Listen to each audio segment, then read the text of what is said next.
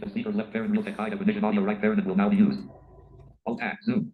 Alt tab. Please join Alt tab. Inbox and Alt tab. Desktop alert. Your default micro Alt tab Zoom. Alt tab. Please join Zoom Alt tab. Inbox and Alt tab. Desktop Alt tab Zoom meeting. Zoom. Alt. Am I audible? Alert. You are muted. Press Alt. Yes, sir. Microphone. Or press Yes, sir. Rarely unmute. So, yes, sir. It's all very horrible. This thing. Okay, wait. I have a very old Windows 7. No, that's why. Okay. I'm putting on my video now. Just see the video is working. Yes, sir. Okay, let's move to the topic straight away. So in the last class, if we remember, we left at the place where we had an offer or proposal. I told you when one person signifies to another his willingness to do something or abstain from doing something with a view of obtaining the assent of such other person, it is called as a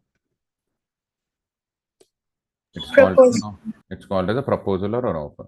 So either you're willing to do something or you're willing not to do something. So I'm willing to pay 5,000 rupees if you give me that sari. That is an offer where you're willing to do something.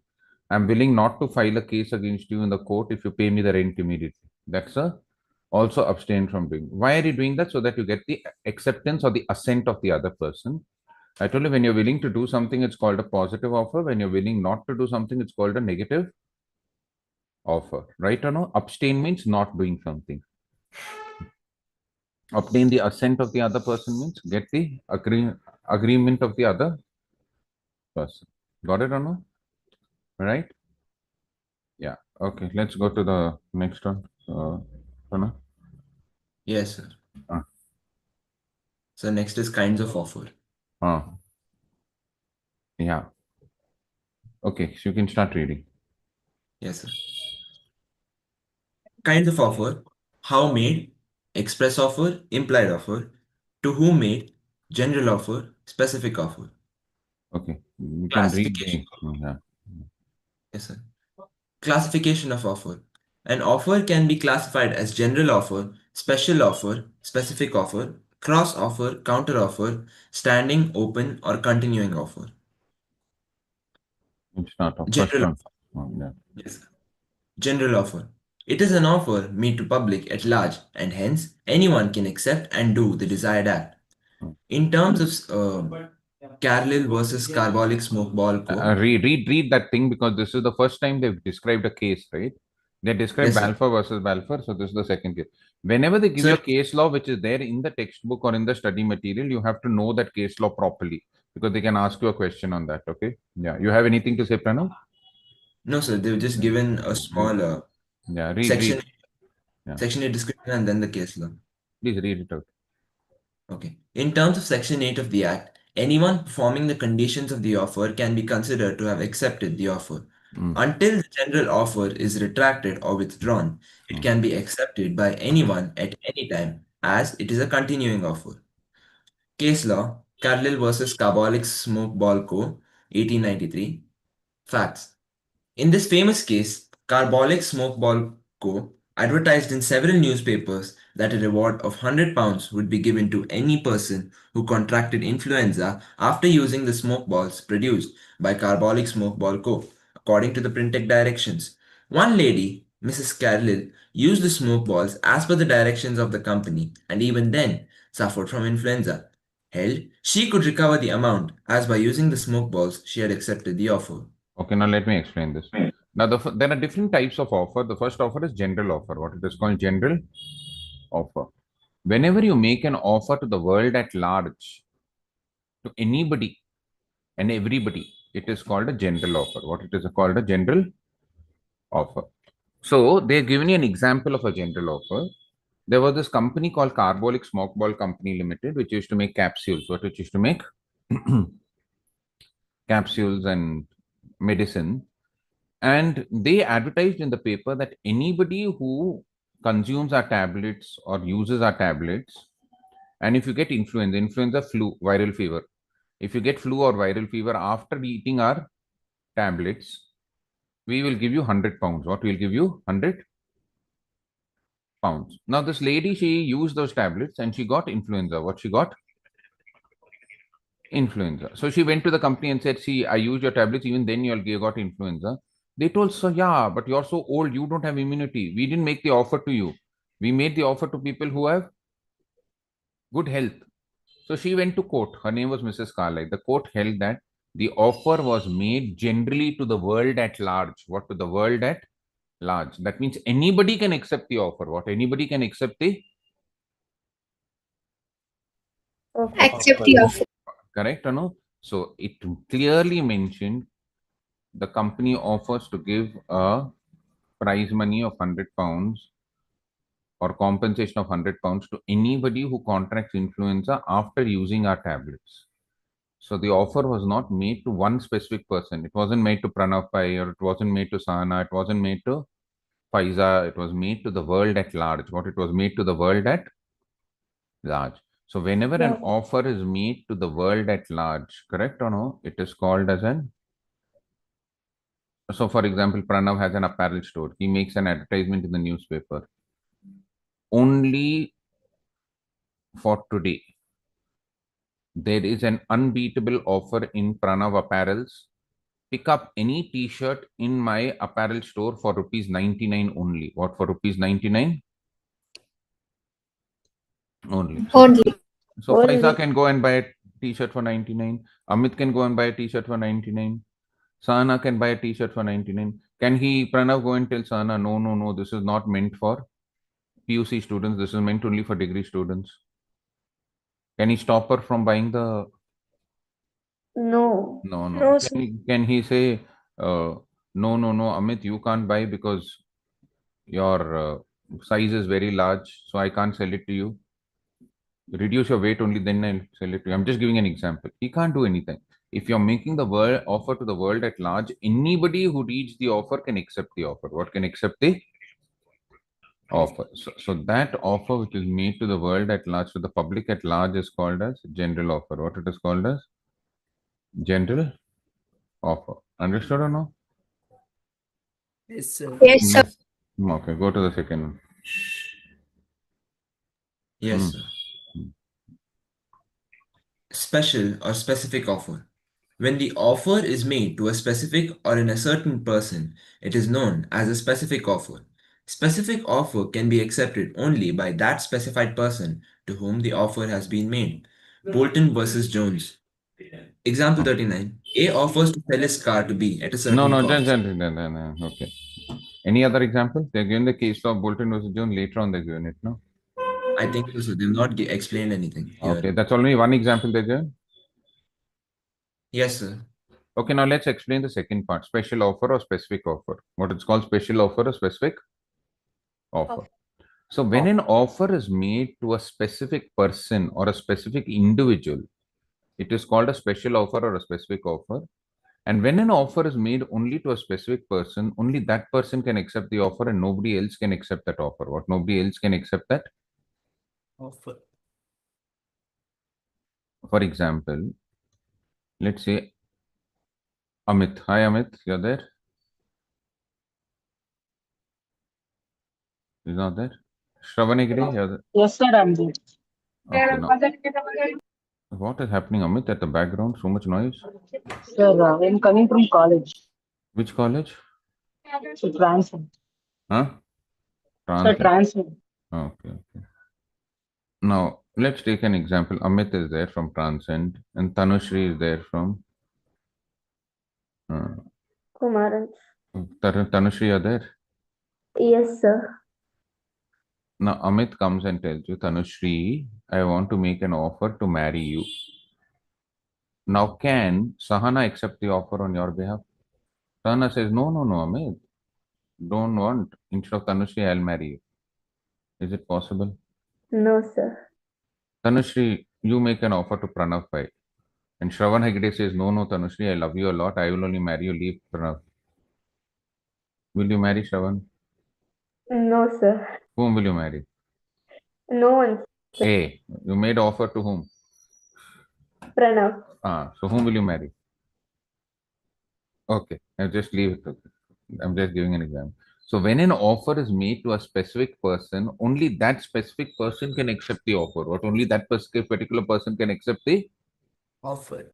Nobody else can accept the offer. The famous case of here is Bolton versus Jones. What is in your case of Bolton versus? What is it? Bolton versus Jones. Jones. Okay, now what happened in Bolton versus Jones was there was a man called Jones. He used to buy tires, these car tires, tires which you use, correct or no?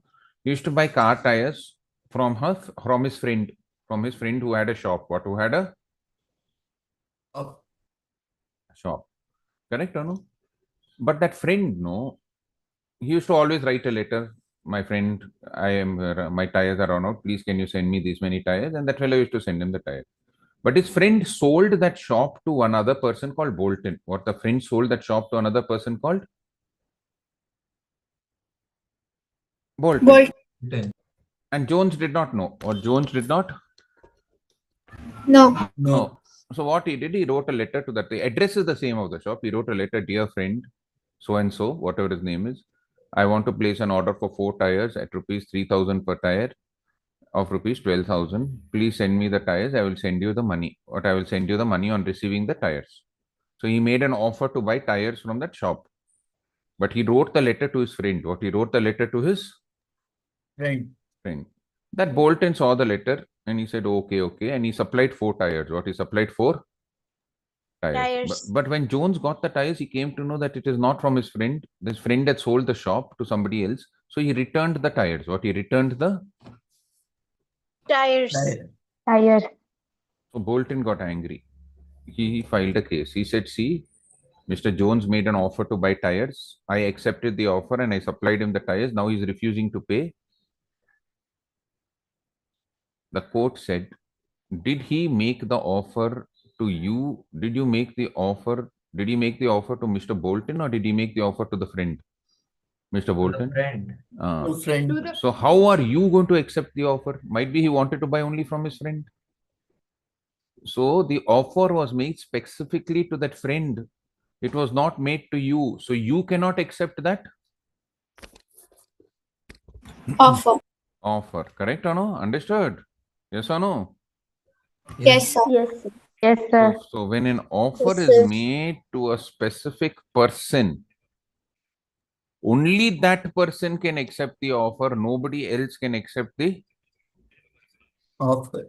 offer. See, in our class, we have very good singers. Who can sing well? Who are good singers? Raise your hands.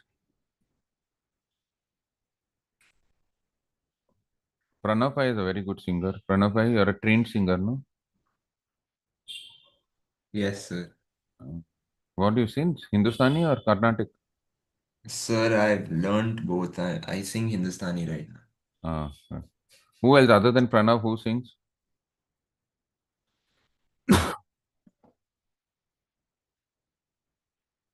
Nobody sings. Tanushree, Sahana. No, sir. I used to sing, but not now.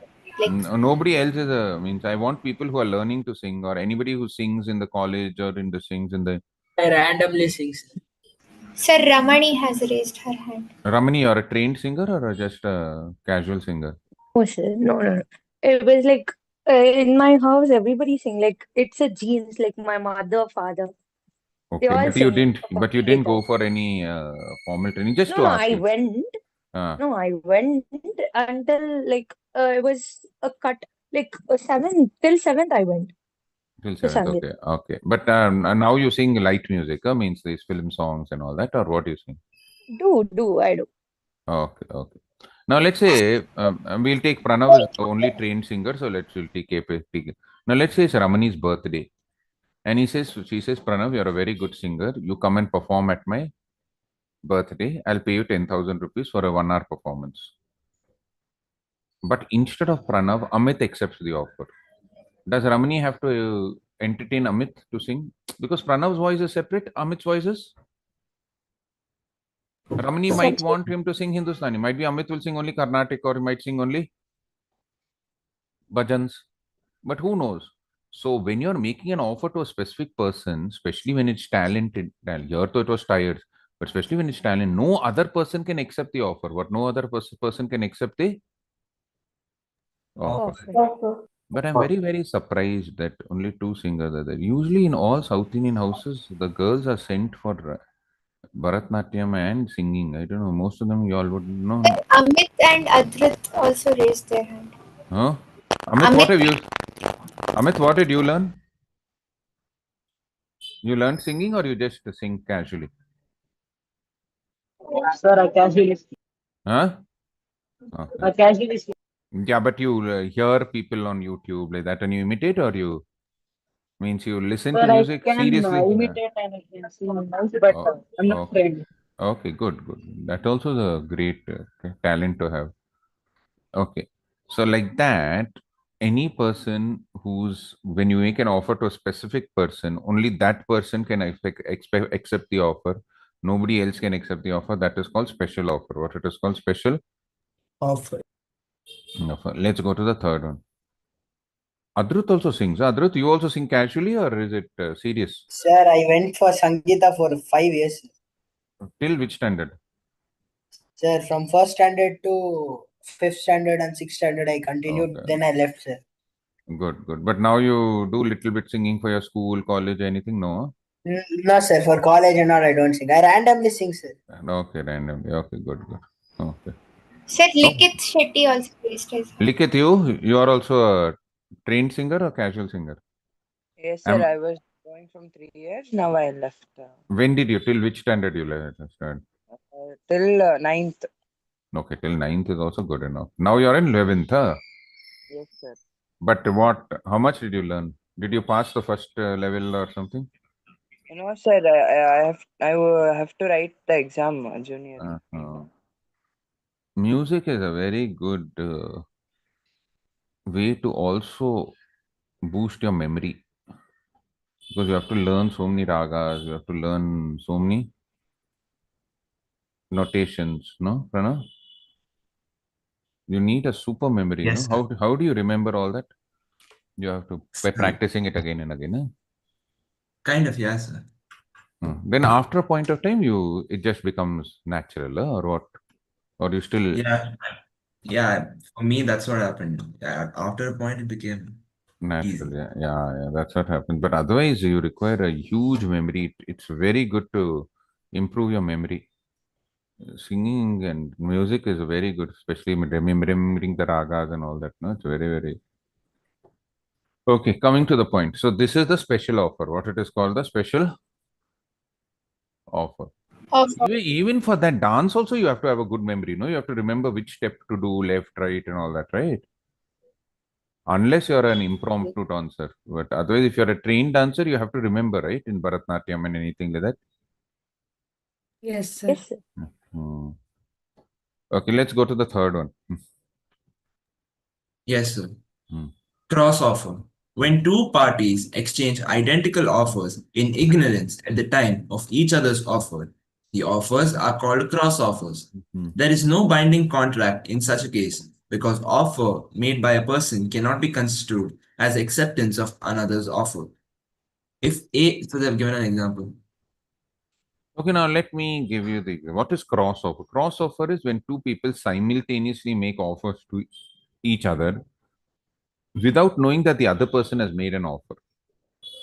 So let's take an example. Likith wants to buy Adrut's watch. So he sends a WhatsApp message to Adrut. Adrut, I want to buy your watch for rupees 1,000. Now, without knowing that Likith has sent a WhatsApp message, Adrut doesn't see his phone. But what he does is he types, he's on the computer, he sends an email. What he sends an email to Likith stating that Likith, you were asking me some days back about my watch. I'm willing to sell my watch to you for rupees 1,000. Now Likith has also made an offer to Adrut. Adrut has also made an offer to Likith. Both of them have made offers to each other, right? So one offer is here, one offer is there. So it crosses out each other. So when two offers are made simultaneously without knowledge, now why is it not considered an offer? Because we do not know which is the offer, which is the acceptance. So both the offers are cancelling each other. What they're cancelling each Other. So that type of offer where two people are simultaneously making offers to each other without knowing that the other person has made the offer is called as a cross offer. What it is called as a cross cross offer. Understood or no? Yes or Sir, no? what if they agree on one of them? No, no. But both the offers, since they were made simultaneously, then that second time whenever one person say I accept your offer, that means he is making an offer again. Then there will be the third offer. What will be the third? But the first two offers are null and Void. void. Understood or no? Yes, Correct? sir. So when two offers are made simultaneously to each other without each other person knowing about the offer, it is called as a cross offer and they cancel each other out. Let him read the example, you'll understand better. Read out the example now. Pranav. Quickly, quickly, Yes. quickly. If A makes a proposal to B to sell his car for rupees 2 lakhs and B, without knowing the proposal of A, makes an offer to purchase the same car at rupees 2 lakhs for A, it is not It an is correct. acceptance. It is not an acceptance, it's a cross offer. I already told you same thing. Go to the next thing. Fourth point. Yes, sir. Counter offer. Hmm. When the offeree offers to qualified acceptance of the offer subject to modifications and variations in the terms of original offer, Okay, okay, he let me explain. Any example is given? yes, sir. Tell. A offers to sell his plot to B for 10 lakhs. Hmm. EBE agrees to buy it for 8 lakhs. Hmm. Amounts to counter offer. Okay, okay. Actually, there's that case is there, no height versus range. Okay, I'll do it off. Okay, now what is a counter offer? See, a counter offer is when one person makes an offer to another person and the other person makes and sign another offer countering the earlier offer. What do you mean by this? Let's take an example. Whose example should we take? Give me a person's name, no, Sana? Ha, sir. Sneha Just 1 minute, just 1 and minute. No, no, just 1 minute, might come get.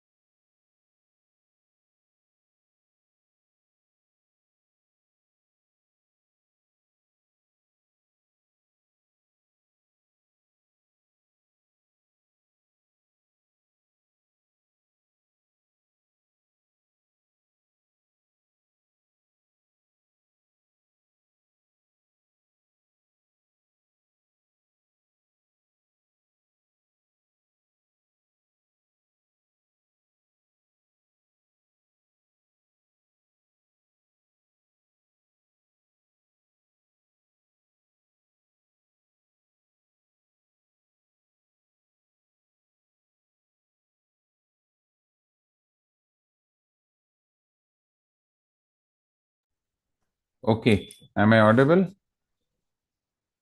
and visible? Yes, sir. Yes, sir. Okay. Yes, sir. Now, counter offer is like, we'll take an example. You gave me two names. No, I forgot their names, Anna. Please tell me again. Sneha and Pranav Hegde. Hi, Sneha. You're there, Sneha? She never answers. I don't think so. She attends the class. So throw her out of the class. Put her in the waiting room, I think. No, Pranav bhai? In last time we called her, she didn't answer, no? What do you Sir, I think? think sir, she has network. Uh, She has okay. network.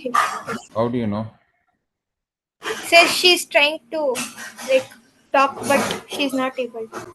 Okay, leave her. Then, and where is Pranav Hegde? Hi, Pranav Hegde. Yes, sir. Hi. Which college are you in, Pranav Hegde? MES Sirsi. You're Shravan Hegde's brother, No, huh? he's my friend. Friend, no cousin brother or anything? No. Okay. So we'll take an example of Pranav Hegde and Sneha. Now, Sneha goes to Pranav Hegde's shop. Pranav Hegde has a sari shop, and Sneha tells, mm, Pranav, how much is the Sir, sari? you're Silk. not audible. Am I audible now? Am I Yes. audible? Yes, sir. Yes, sir. Yes, sir. I don't know who Yes, can't sir. hear. Who's telling I'm not audible? I think so. They have to check. Okay. Anyway, I'm audible now, right? Pranav, right? Yes, sir. You're audible now. I can hear Okay. you. Okay. So what happens is there was this Sneha, she goes to Pranav's shop and she says, Pranav, how much is this sari for? Pranav takes out the silk sari which Sneha has shown. So, oh, this green and gold sari, I'm offering to sell it to you for 5,000 rupees. Now, who's making the offer? Pranav is making the offer to sell the sari to Sneha for how much? 5,000. 5. Sneha says, oh, 5,000, it's very expensive. I can buy it only for rupees 4,000. Now she's making a counter offer. What she's making a counter offer. He offered her at 5,000, but she's offering to buy it at. So she's not accepting the offer, but she's making another offer which is countering the earlier offer. Counter means canceling the earlier offer. Now in this counter offer, the first offer becomes null and void. What the first offer becomes null and void. Now let's say Pranav Hegde says, no, 4,000 is very cheap. I can offer it to you last price 4,500. What 4,500? Now again, Pranav Hegde is making a counter offer. So the second offer becomes null and void. Now the third offer is valid. What the third offer is? Valid. Now let's say Sneha says, okay, I'll buy it for 4,500. She accepted the offer. So when a person makes an offer and you make another offer to the first person, the second offer which you make countering the earlier offer is called as the counter offer. In a counter offer, the first offer becomes null and void. What the first offer becomes null and void. Understood or no? Yes, sir. Yes. You got it, Pakka? Yes, sir. Yeah.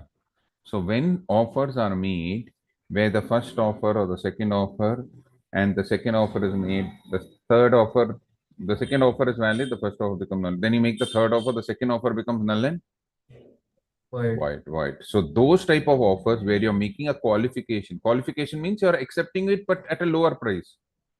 It becomes a counter offer. What it becomes a Counter offer. counter offer need not be only the price. Sneha will say, okay. You want to give me the gold, green and gold sari for 5,000 rupees. But with that green and gold sari, you also have to give me that silver necklace. Again, she's making a counter offer. She's not accepting only the sari. She wants a sari plus silver necklace for 5,000. What for 5? Now it is up to Shravan, means Pranav Hegde whether to accept it or not. Understood or no? Got it? Yes, Yes. So when Yes, you sir. make an offer and you make another offer which counters the earlier offer, it is called as a counter offer. What it is called? A counter offer. Okay, let's go to the next one. Yes. Standing, continuing, or open offer. An offer which is allowed to remain open for acceptance over a period of time is known as standing or continuing or open offer. Tenders that are invited for supply of goods is a kind of standing offer. That's also. Okay, now what is standing, continuing, or open offer? There are three names for the same thing. When an offer is made and that offer is open for a specific period of time, or when the offer is open for a specific period of Time. it is Time. called as a standing, opening, or continuous offer. So, for example, I told you Pranav has a apparel shop and he's selling uh, t-shirts at rupees 99 only. So he makes a newspaper advertisement. Buy any t-shirt in Pranav Apparels, MG Road, Bangalore for rupees 99. Offer open till 15th September. What offer open till 15th? September. That means up to 15th September, you can buy the t-shirts at 99. After 15th September, it will become the normal price. What it will become the normal price. Normal. So the offer which is standing or open for a specific period of time is called as an open offer. What it is called as an standing. Now you go on 14th September, you can buy the t-shirt for 99. But you go on 16th September and the price now has become 199. You cannot tell him, oh, you have to sell it only for 99. What you can sell it only for? Understood or understood or no? Yes, sir. Yes, sir. Yes, sir. So when an offer is open for a specific period of time, what it will be open for a specific period of time, it is called as a, or for example, let's say Pranav wants to sell his watch.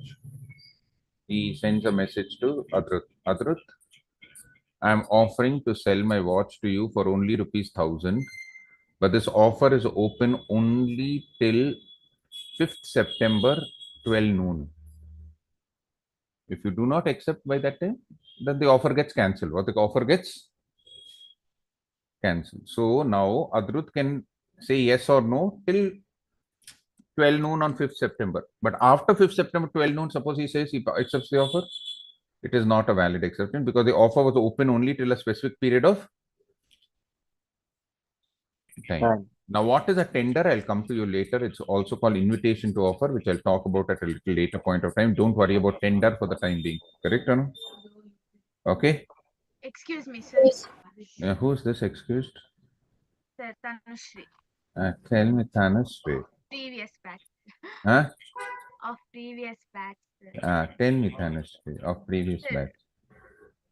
Sir, now, before 5th September, if he sells the watch to somebody else, then it cannot be a valid contract. No, it cannot be a valid contract. Okay. Because the offer was open to a specific person at that particular point of time. Understand? Yes. Correct or no? So you tell, okay, so until that point of time, the offer is open. Then it will be a breach of contract, which we'll do a little later. Understand? There are two Tanushris. You are from which college? RNS. RNS. And that one new one is from Kumarins. Yes, sir. Tanushri, you saw your friend from RNS. Even Sana is from RNS, no? Yes, sir. Yes, sir. Both of you are classmates, huh? Yes, sir. Okay, okay. Okay, let's go to the next one. So next is essentials of a valid offer. Okay, give me 2 minutes. I'll close all the door windows and put on the light and come back. Just give me 2 minutes. Correct, Yes. Sana? Yes, sir.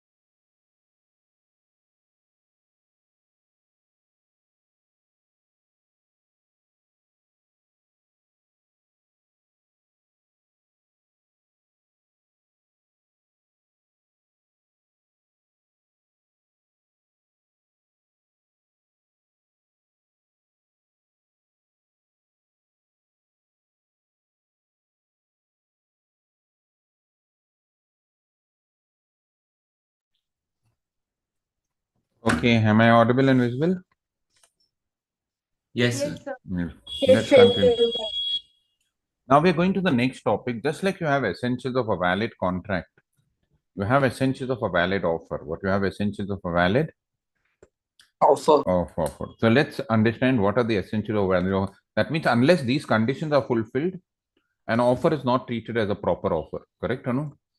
And therefore there is no contract. What there is no contract because you have to have a valid offer, valid acceptance. Only with a valid offer and valid acceptance you get a proper contract. Got it or no? Yes, sir. Hmm. Yeah. So let's start it, sir. Yeah. First one, it must be capable of creating legal relations. Hmm. Offer must be such as in law is capable of being accepted and giving rise to legal relationship. If the offer does not intend to give rise to legal consequences and creating legal relations, it is not considered as valid offer in the eye of law.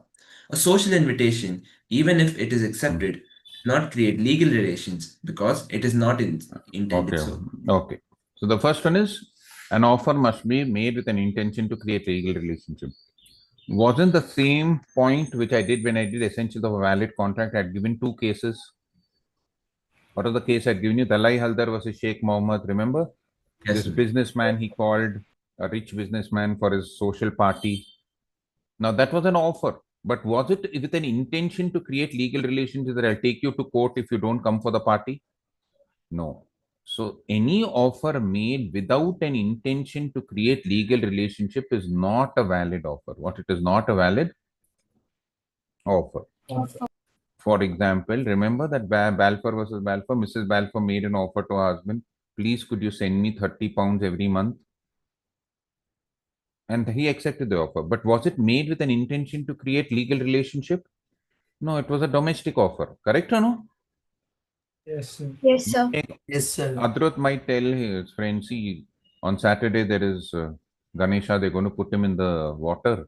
I'm having a party in my house as a religious party, and I'm going to give prasad of laddus and murku to everybody.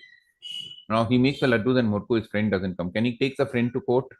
No, because it was a religious offer. It wasn't made with an intention to create legal Contract.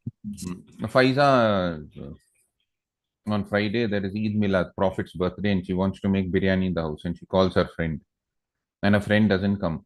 Can Faiza take her to court? No. Understood?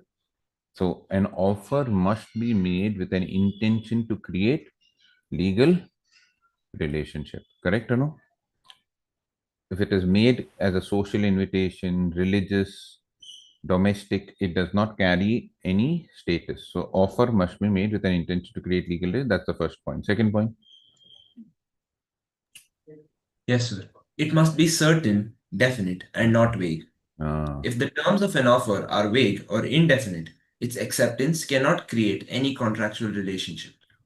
Okay. Again, any example? Sir, about the oil one. Okay. That's all. No? You tell me there's an example and give me the gist. Okay. Now, Yes, again, sir. I've explained this when I did essentials of a valid contract. The offer must be certain and not vague. So I gave you the example last time. You go and tell one oil vendor. Remember, I gave this example of oil vendor, correct or no? Yes, sir. Yes, Hmm. sir. Yes. Please send me 100 liters of oil. It's vague. If he's selling five different types of oil, groundnut oil, olive oil, coconut oil, which oil should he send you? But if he's dealing only in coconut oil, it's a certain offer. Now I'm going to give you two cases which I didn't discuss earlier, but I'll discuss now. An offer must be certain and not vague. I had given you the Taylor versus Pottington. I'll decorate your house as per the current style. I'll give you another example. It's called Loftus versus Roberts. Loftis versus Roberts. There was a person who engaged one. Just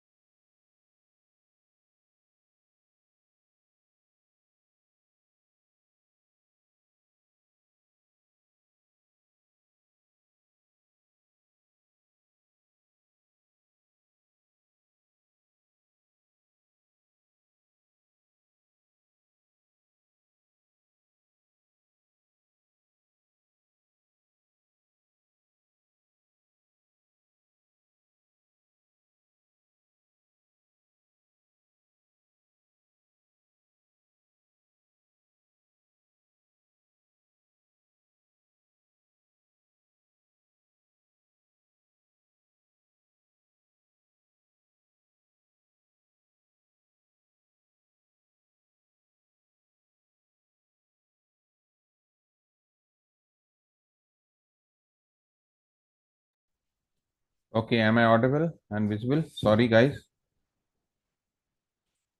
Am I audible? Yes, sir. Yeah, Yes, visible. sir. Okay, Yes. let's move. I'm so sorry. It's getting all some important calls are coming. Where have we reached? Second point, So right? we finished the second point we finished. Okay, I was Yes, giving sir. you the case of that Loftus versus Robert. So what happened in this case of Loftus versus Robert? There was this theater manager. His name was Loftus. He engaged one actress to act for his drama. And in the contract, it was written that I will pay you 5,000 rupees for every drama performance. And for the performance in London, we will agree upon the price at a later point of time. But we'll agree upon the price at a later time, about the fees at a later point of time. And it was signed by both of them. Now, this actress went to perform in all the other cities, but when it came to London, she did not perform. What she did not Perform. So he filed a case against her that we made a contract where she agreed to take part in all the drama, whichever theater shows I host, and we had agreed upon the price also 5,000 rupees per show.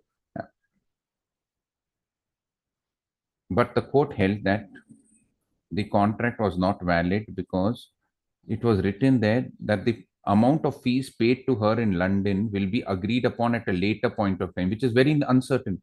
You can pay 1 rupee also, you can pay 10,000 rupees also, you can pay 2,000 rupees also. What is the amount you're going to pay her for a performance in London? You didn't mention that. What you didn't? Mention that. So an agree to agree in future is uncertain. You have agreed to agree in future. That agreement to agree in the future is an uncertain contract. Therefore, it is null and void. Wait. And there's one more case which I'll do. It's called Guthian versus Lin. Both these cases I told you because they come as separate questions. Where this man, he bought a horse. What he bought? A horse. And he said, if the horse proves lucky, I will pay you 1,000 rupees more. What? I'll pay you 1,000 rupees? More. That horse won the horse race. You know the horse racing? Derby. Correct or no? Yes, sir.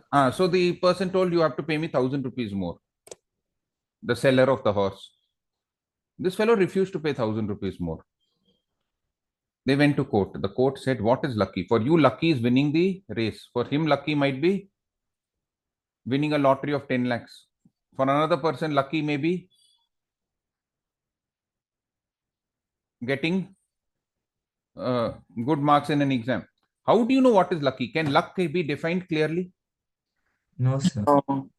Correct or no? So they said that an offer in the contract where I'll pay you 10,000 rupees more or 1,000 rupees more if the horse proves lucky is very vague. It's not very certain. What it is not very certain. In a previous year's exam paper, in June exam or something, I don't remember, 2021 or something, they had given a question. Pranav takes his motor car for repair to Amit motor car repairs. They agree that the contract said that Amit will perform the necessary repairs on the car for rupees 5,000. Later on, Pranav argues that the car was not properly serviced. Is there a valid contract? No, it's not a valid contract because it was written necessary repairs. What is necessary repairs? Can anybody define that? If I say I'll remove the tires, put new ones, I'll change the spark plug, that is specific. But I will do the necessary repairs. What is necessary is not very clear. Yes or no? So the offer is uncertain. What the offer is? Uncertain. Understood? I've given you 3 more examples. Got it or no? One, the horse proves lucky. Once agree to, I'll pay you an amount at a later point of time. Correct or no? Understood? Yes. Yeah. Yes. Excuse me, sir. You're excused. Sir, for Loftus versus Roberts, what was held at the court? The court held that an agreement to agree in the future is uncertain. You told her that you will pay her the amount for the drama which will be agreed at a future date, which is very uncertain. Which is very uncertain. So it is not a valid offer. Understood or no? Yes, sir. Got it. Thank you. Kushal, your understanding? Yes, sir. Yeah. Sir, I had a doubt. Like, can we use our own examples? Or these only Yeah, which are given in the books? no, you can use whichever. As long as it looks legally bounding, you can use. Okay, sir. You can use your own examples, but better to use the examples which are given in the textbook and the ones which I give you, because uh, we don't know whether your examples will be correct or not. Which example you thought of, Kushal? No, I was just asking. I never thought of an example. You think you what example? You want to make, you say, I made a proposal to Ramani. Yes. Yes, good example. Now it is up to her to accept the proposal or not. Understood? No. Good, good. You can imagine whatever you want. Nobody stops you from dreaming and all. You can take her pick and put it under your pillow also in the night, no problem. Understood? Then Okay. automatic own examples will come up. Own examples. Yes. Understood? Yes.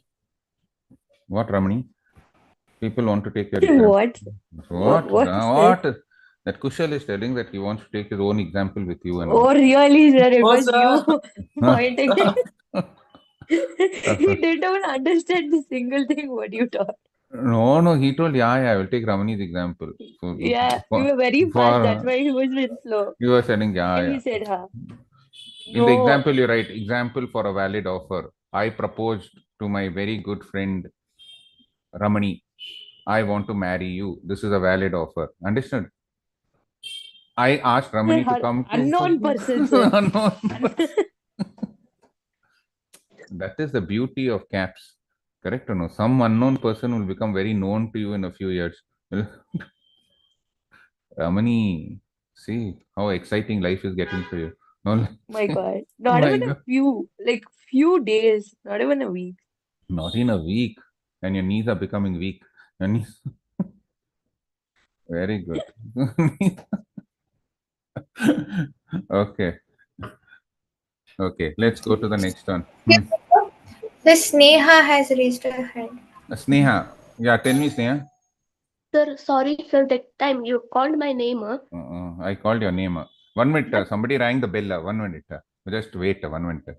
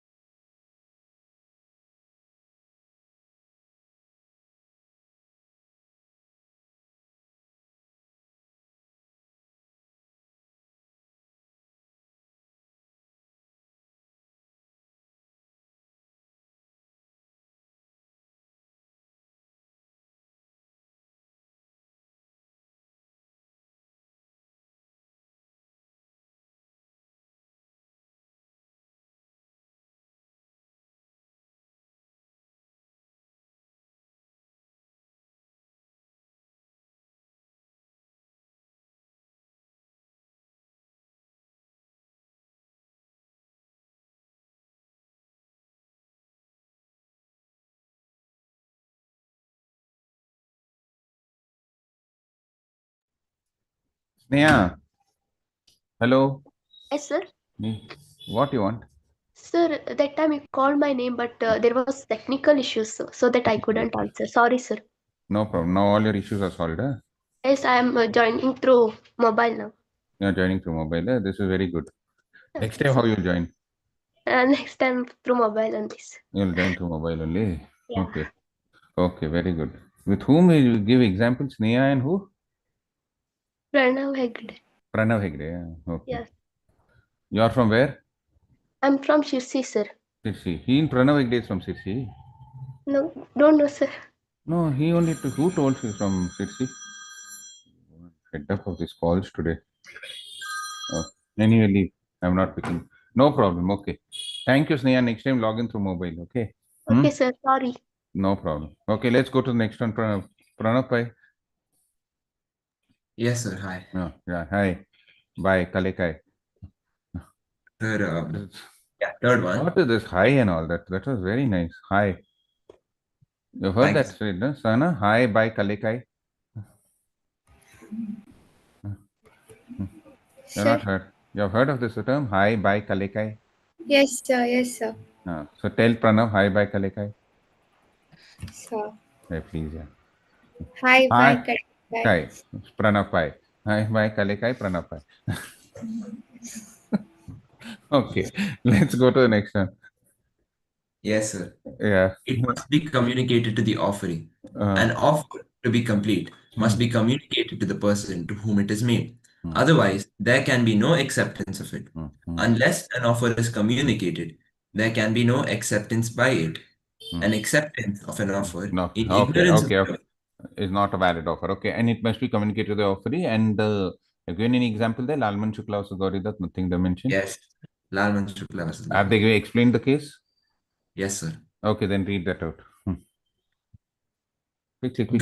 Gauridat sent his servant to trace his missing nephew. He then announced that anybody who traced his nephew would be entitled to a certain reward. L traced the boy in ignorance of this announcement. Subsequently, when he came to know of the reward, he claimed it. Held, he was not entitled to the reward as he did not know the offer. Okay, so That's remember. Okay.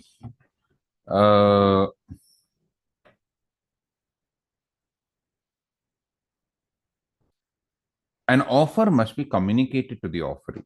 See, what happens is, whenever you make an offer, that offer must reach the person to whom you're making the offer. If it doesn't reach the person to whom the person you're making the offer, the other person cannot accept it. So it's not a valid offer. What is not a valid? Offer. So let's do this with a case study. This famous case study is Lalman Shukla versus Gauri Dutt. What it is Lalman Shukla versus Gauri Dutt. So what was there? There was one man called Gauri Dutt who had a servant whose name was Lalman Shukla. Gauri Dutt is the master of Lalman Shukla. Gauri Dutt's nephew, who was only some 8 or 9 years old, he had come to stay with him, his sister's son. And Gauri Dutt went with his nephew to exhibition. And in that exhibition, there was so much of giant wheel, vada pav, this, that, and so much rush. His nephew got lost. What his nephew got? Lost. Lost. So this Gauri Dutt was very upset. He tried to search for him. He couldn't search. In those days, there was no mobile phone. There was no other things, no GPS, nothing. And he got lost. So Gauri Dutt came home and he rang up a newspaper. But before he rang up the newspaper, he called his servant, Lalman Shukla. He said, Lalman Shukla, see, my nephew has got lost. You know him, no? He's staying in our house for the last 5 days. Lalman said, yes, sir. Go and search for him. He's lost in that exhibition. Go and find him and come. Lalman Shukla went to find him. After that, immediately Gauri Dutt rang up the newspaper and he gave an immediate advertisement in the newspaper stating that whoever finds my nephew, I'm making a general offer, he will get 1,000 rupees. In those days, 1,000 rupees means today's at least 50,000 rupees. Yes or no? Got it? Yes, sir. Yes, sir. Whoever finds my nephew will get a prize of 1,000 rupees. And that advertisement came out in the newspaper. After a few hours, this Lalman Shukla, the servant, he found the nephew and he came back. What he found the nephew and he Came back. And the other servants told, hey, lucky man, you'll get 1,000 rupees. He told, why? I don't know why I'll get. He told, no, you didn't see the newspaper. No. See, in the newspaper is written that our master has told whoever finds the nephew will get 1,000 rupees. What will get? 1,000. So Lalman Shukla gave the nephew to his master and told, sir, please give me 1,000 rupees. His master told, why should I give you 1,000 rupees? He told, sir, you only gave advertisement. Master told, get out. You're my servant. Don't argue with me. Get out. The servant filed a case. What the servant filed a Yes. against his master. Who will win the case? Servant or master? Servant. Master. Servant. Servant, sir. Servant, sir. Master. Master. Servant. Who all said servant? Raise your hands. Not from the previous, only current batch. Previous batch people don't raise your hands. Previous batch persons, just because you all know everything, so you all just keep. How many from the current batch, Sana? Can you see? Ha, sir. How So, many? 15 members. 15. 1-5. Sir, 14 members have raised their hand. Just tell me a few names. Ha, sir. Vikram Tejkumar, Faiza, Likit Shetty, and Sunil, and Mohammed Diksha Hegde. Shreya. Okay, leave. We'll take one of them. We'll take Vikram Tejkumar. Hi, Vikram. Hello, sir. Why servant will win the case? Sir, because he must get that reward Reward. He because must he get the found the nephew. Okay, very good. Okay, I'm taking only one representative of all the others. All those who say master will win the case, please raise your hands. Only from the current batch, not from the previous batch.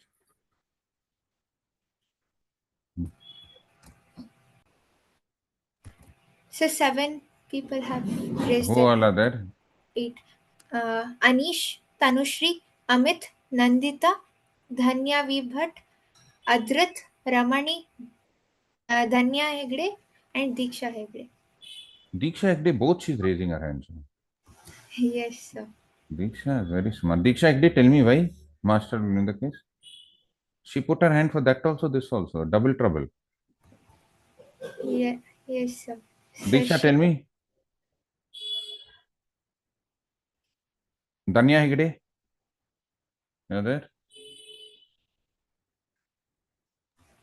Who wants to tell why? Danya Hegde is there. Are you there? Danya Hegde, Diksha Hegde, Tumare. Dhanya Bhatt. Dhanya Danya Bhatt. Bhatt, Danya Bhatt. Danya Bhatt.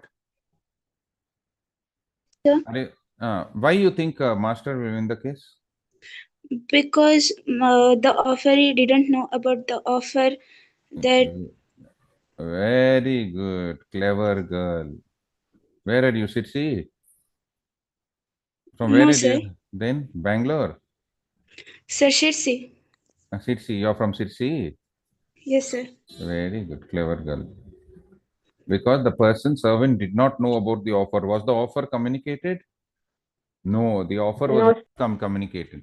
How can you accept an offer before it is communicated? Correct or no? See, Lalman Shukla did not know, the servant did not know that the offer was there. He found this boy on his own. After that, he came to know about the offer. What after that he came to know about it?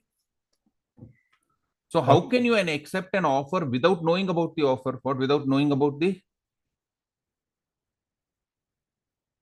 Understood all of y'all? Yes or no? Yes, sir. Yes. So an offer must be communicated to the offeree. If it is not communicated, you cannot accept the offer. Correct or no? How will you accept an offer without it being communicated? Tomorrow, our friend, who's our friend? Shravan Hegde, he will go to Sneha's house and he'll say, Sneha, I accept, I'm going to marry you.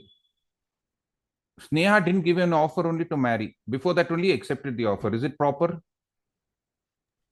No, sir. Understand? You cannot accept an offer unless it is communicated. What? Unless it is communicated. So first the offer should be told to the person. Same case, instead of missing nephew, there was missing dog. The case was Fitch versus Nedekar. What is it? Fitch versus a man lost his dog. He gave an advertisement to the paper. Whoever finds my dog will get a prize money of 5,000 rupees. His neighbor didn't know about that, and he brought the dog to this house.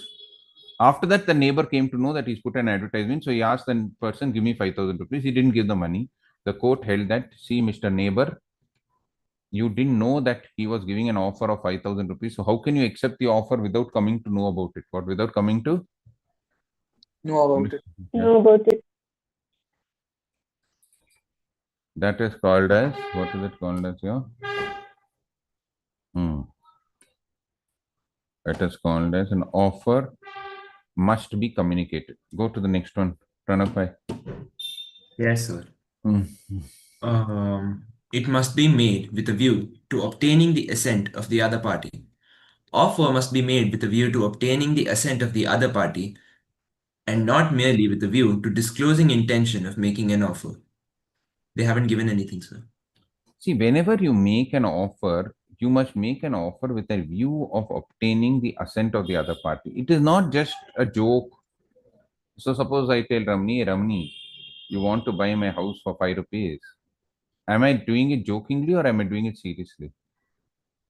Am I doing it with a view of obtaining the assent of the other person or I'm just joking? So you should not make an offer. An offer cannot be made unless it is made with a view of obtaining the assent of the other person. You should be serious in making the offer. What you should be serious in making the offer, and you should make it with an intention that the other person accepts the offer. What the other person accepts the Offer. offer. So we'll take the case. This is a very famous case, and we have the same hero and heroine, Ramani and Kushal. Okay. The case is Weeks versus Tybalt. What, Weeks versus Tybalt? Tybalt. Weeks versus Tybald. Now there was one person, Tybalt. Okay. Okay. Basically, this man was there. He was a very good bridge player. You know, bridge is a card game. What it is a Card game. It's a very good card game where you have to use your brains. Now, bridge is an Asian game thing also. Understand? So you know cards. You know cards are Kushal. Yes, sir. You know how to play bridge. No. You know to play rummy. No, sir. Like that. Okay, but whatever, you learn it. Ramani, you know about cards? Which card game do you play? Yes, sir. Okay. Uno. Uno is there. No, this is the normal cards, yeah. That A, B, C, Ace, 2, 3, 4, Oh, Jack, I Queen. got it. King, Queen, Jack. King, Queen, Jack. King, Queen, Jack, that one. Okay. So this fellow, that Tybalt, he was very good at playing bridge. Okay. Bridge is a type of card game. Okay. He used to play in the club every day and everybody used to defeat, he used to beat everybody. One day in Josh, after he beat everybody, he said, nobody is good in playing bridge in this club. Nobody can defeat me. If anybody defeats me, I'll get my daughter married to him. What, I'll get my daughter? Married to him. Married to him. No, he told it like that only. In that club, there was one boy who was sitting, Kushal. Kushal heard, oh, ho. Let's find out who this fellow's daughter is. He did research on Facebook and all. Not on Facebook. In those days, no Facebook. He did research. He went near the house and he found this beautiful girl, Ramani. Correct or no? He said, oh, she's beautiful. So this fellow is told that he'll get his daughter married. So this Kushal started learning how to play bridge. What, he started learning how to play? Bridge. And he learned for 5-6 months. And after he learned for 6 months, he went and he told this man, Ramani's father. I'm just giving an example. Okay, Ramani, don't take it seriously. Okay, got it? No, sir. And he comes and he tells, can you play bridge with me? He plays. And who wins? Kushal wins. What, Kushal? As soon as he wins, he starts jumping. Ramani is mine. Correct or no? Love you, Ramani. Correct or no? And he starts. This fellow's shocked. What are you telling? He said, sir, 6 months back only, in front of everybody, you told that if anybody defeats me in bridge, I will get my daughter married. Now Ramani is mine. Now poor Ramani is in love with Pranav Pai. Full triangle has happened now. Now Kushal has filed a case that he told, so he has to get his daughter married to me. Will Ramani get married to Kushal? No, sir. No, sir. Not sir. No, sir. Then with whom she'll get married? Pranav. Pranav Pai. Ramani, see how many lovers, Sir, you husbands. are creating it. Ramani, you change your name to Ramini. You know, they play Rummy, no? In cards. You're one hot favorite of the class. You're one hot. Kushal, what do you think? कौन बनेगा रमणीपति? KBR. Pranav. Pranav. Answer is yes. Was the offer made with a view of obtaining the assent, or was it made jokingly by Ramani's father? It was made jokingly. So you cannot accept the offer. So the court said, don't be stupid. This was not an offer which was made with a view of obtaining the assent of the other Party. So unless an offer is made with a view of obtaining the assent of the other party, it is not considered a valid offer. Read the next one, Pranav. Yes, sir. It may be conditional. An offer can be made subject to any terms and conditions by the offerer. They've given an example. What example? Using RTGS, NEFT, etc. Okay, okay. So now what? See, an offer may be conditional. What do you mean by offer may be conditional? Sana tells Ramani, I will sell you my necklace for 25,000, gold necklace for 25,000, provided you buy my gold earrings for 10,000 also. This is a conditional offer. If you want to buy my gold necklace, you also have to buy my gold earrings. Now, this is called as conditional offer. What it is called as a conditional offer. Or for example, Adrut, maybe he's running a sari shop. He will tell Sneha, Sneha, if you want to buy this green and gold silk sari for 5,000 rupees, you have to give me cash immediately, 10 500 rupee notes. Otherwise, I will not sell you the sari. This is a conditional offer. He doesn't want to accept any mobile payment. He doesn't want to accept any Google Pay, Phone Pay. He wants to accept only Cash payment. cash payment. So this type of an offer where the parties give an offer with a condition is called as a conditional offer. An offer can be conditional. What an offer can be?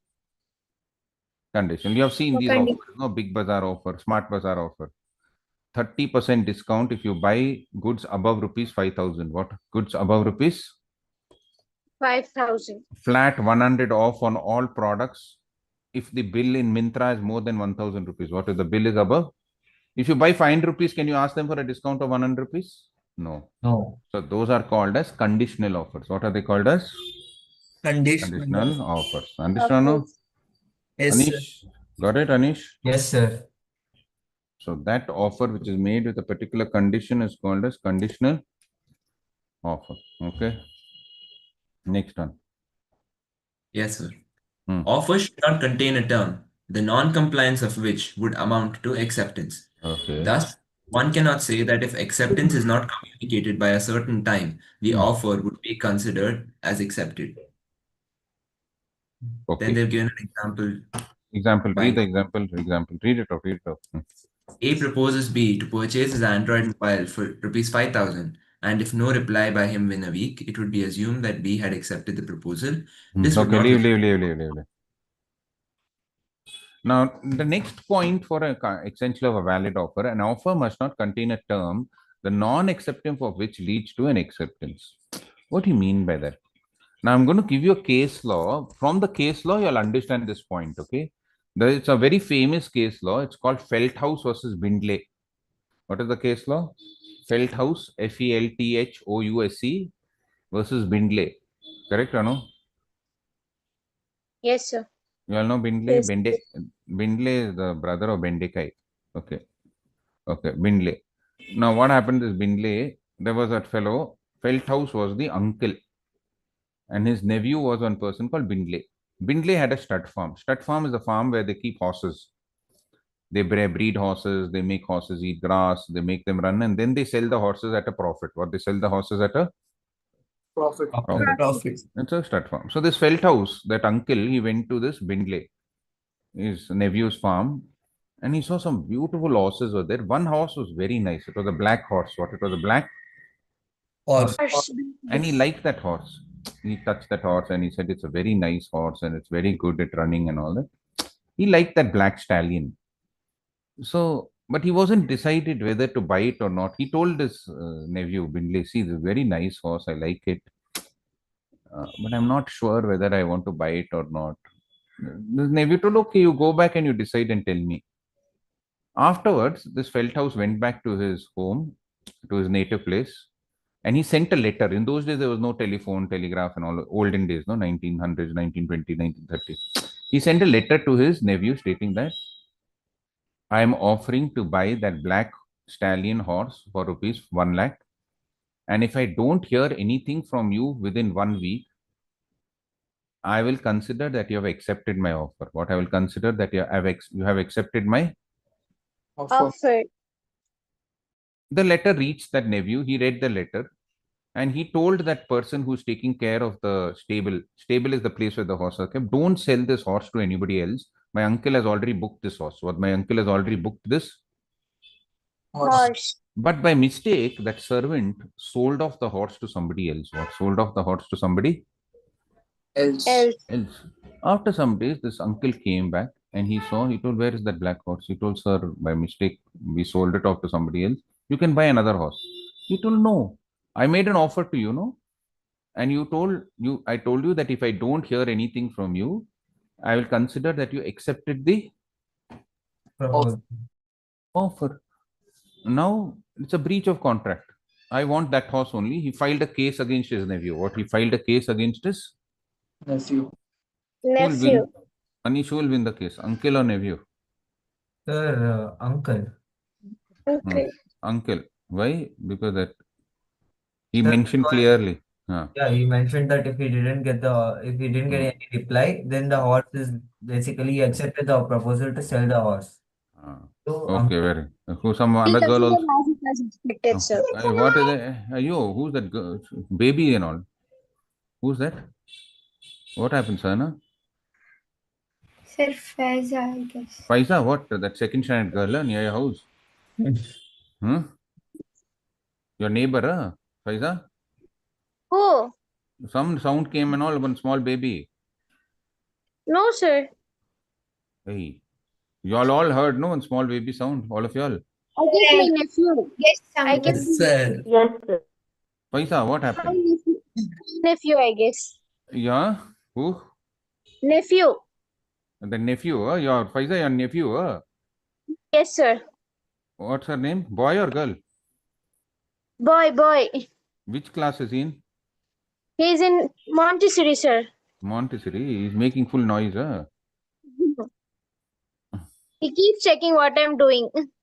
Keep checking, Make him sit over there and give him one slap, that's all. No need. Playing the fool, okay. Okay, so now what happened is,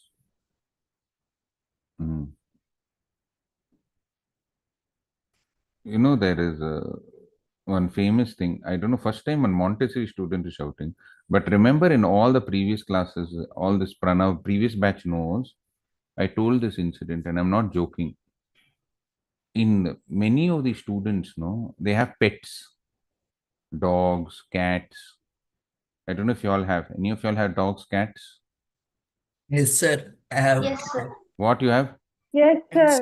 cat. What's your name? Rishabh. Anybody else? One more girl said, no? Sir, I have two What? kittens 2 kittens, huh? and a male cat. Have you all both noticed Rishabh and what's your name? Samriddhi. Samriddhi. There is one strange thing. I don't know if it's true, okay, but you all try this out. Okay. Whenever Divyashree ma'am takes the class, the cats will come and listen to her. I've heard this from 2 or 3 batches. For you also it will come, Rishabh, when Divyashree ma'am takes class? No, sir. It will not come. No, Huh? sir. Make the cat come sit near you. When they hear Divyashree ma'am, they sit over there and they'll not move for 1 hour and all. They'll pay very attention to her. All these cats like Divyashree ma'am. In your Samriddhi? Sir, maybe it's not possible because I wear Bluetooth. They cannot hear. Uh-huh. But maybe they cannot hear them because I'm wearing Bluetooth. But No, but, I don't know which class. But they have come. But it is not Divyashree ma'am. They have but in the come. other batches, some 2-3 batches before, in every batch, no, the students used to tell me, sir, whenever we take class, they used to put their audio and all that. Whenever Divyashree ma'am takes class, no, those cats will come and they'll sit down and they'll listen to her. And they'll be staring at the screen.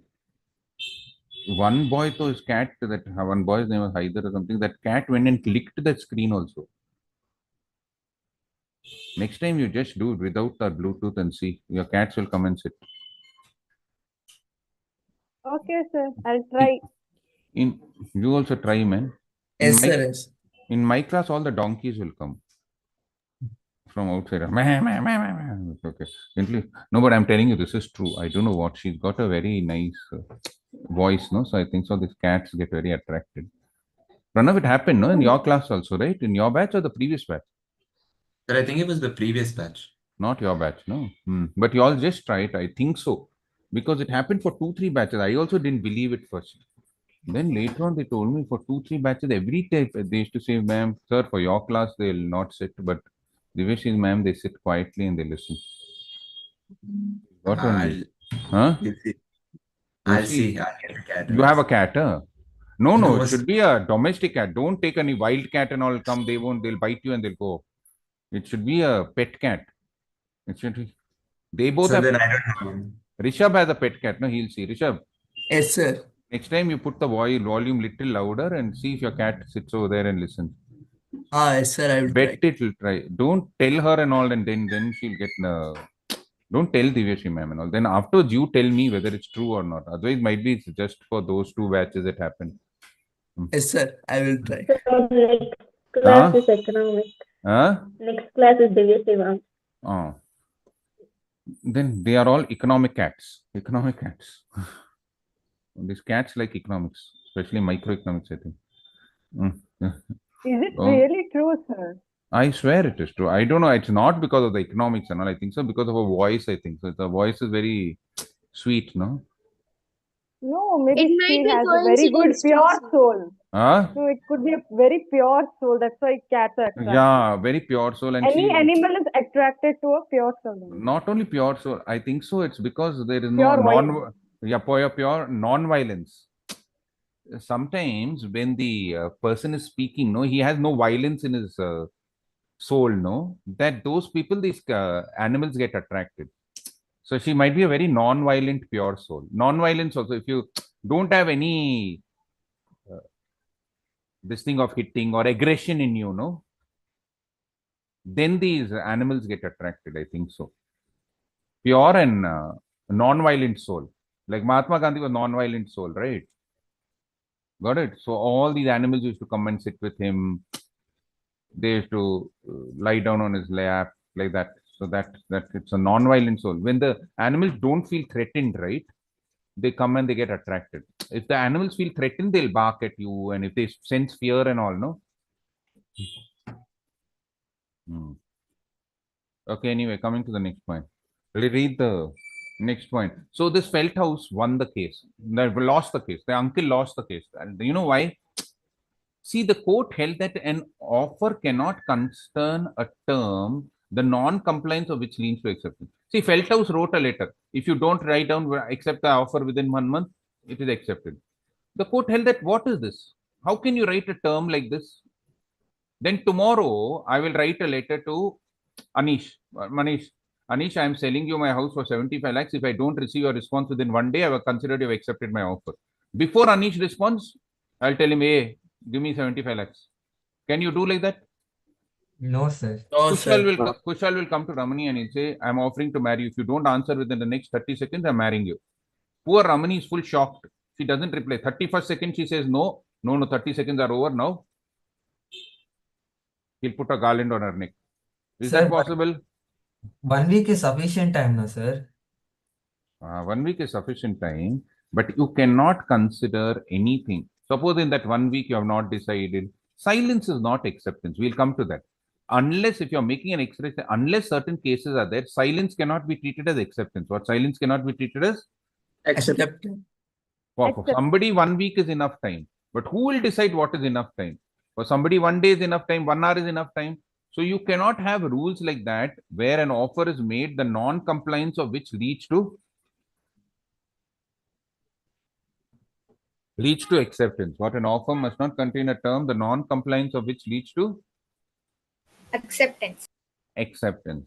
So what I am trying to tell you is, in this case, the nephew won the case. The court held that Feldhaus, you cannot write a term like that. If you made an offer, that fellow should have replied to you and accepted your offer, then it is a contract. You cannot say if you don't reply within 1 day, if you don't reply within 1 week. So that's why, see the heading, an offer must not contain a term, the non-compliance of which leads to acceptance. What's the next one, Pranav?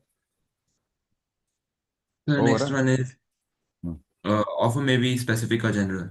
Offer may be specific or general. I've discussed with you. What is specific offer? When an offer is made to a specific person. Remember, we did that case Bolton versus Jones today. Yes, A sir. tire. Yes, sir. Offer may be general. Remember, we did Carlisle versus Carbolik Smokeball Company Limited. Yes, sir. Yes or no? Yeah. Yes, sir. Yeah. Next one. The offer may be express or implied. What is an expressed offer? I told you, when you make an offer in written terms or oral term, I want to buy the sari, expressed offer. You write an email, I want to sell my house to you, it's an expressed. What is the implied offer? Remember, the bus standing on a bus stand. It's an implied offer for you to get into and move to a particular Place. coolie lifting up the luggage in a train and in a action. Any action which indicates that a person is making an offer is called as an implied offer. What it is? Implied offer. Understood or no? Got it or no? Yes, sir. Yes, ma'am. Yes, sir. Yeah.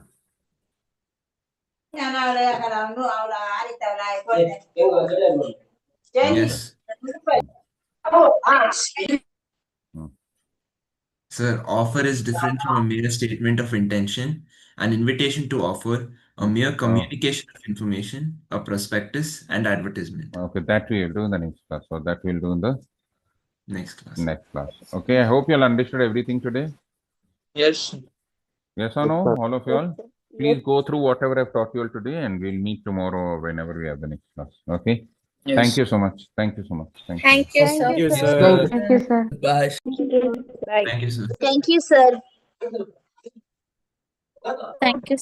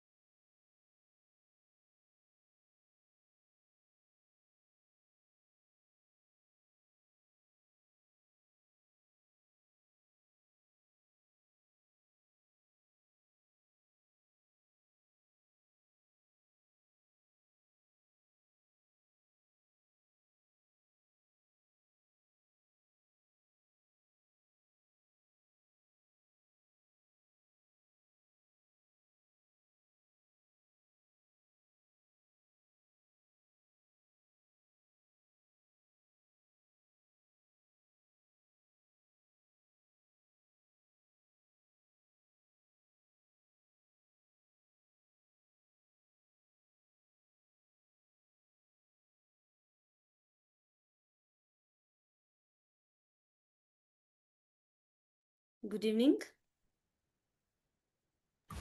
Good evening, ma'am. Good evening, ma'am. Good evening, ma'am. Good evening, ma'am. Good evening, ma'am. Good evening, ma'am. Very good evening. Okay. Hope you're all doing good. It's pouring heavily outside. It's raining heavily. Hope without any internet disruption, we will be able to complete the class. So, do you have any doubt in the sections that we have discussed in the last class? Clear? Yes, ma'am. Please allow me to share the PPT.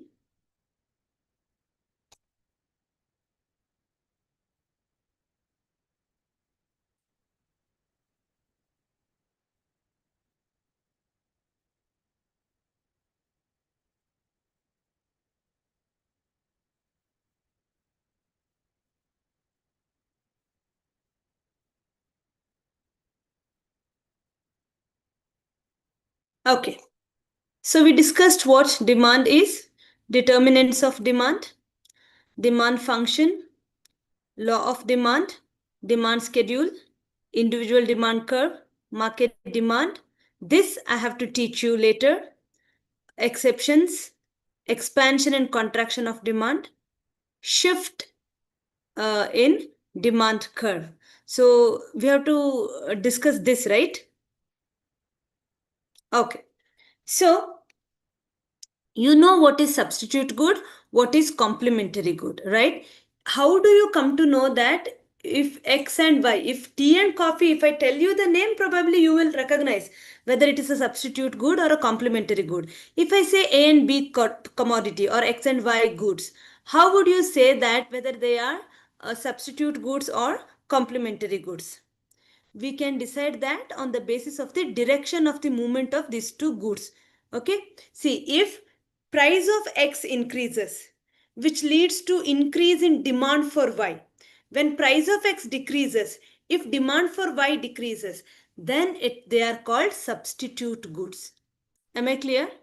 In case of substitute goods, they share a direct positive relationship. If Px increases, dy increases, demand for Y increases. If price of X decreases, demand for Y decreases. Am I clear to you? In case of complementary goods, there would be inverse relationship. If price of X increases, demand for Y decreases. If price of X decreases, demand for Y increases. Am I clear to you?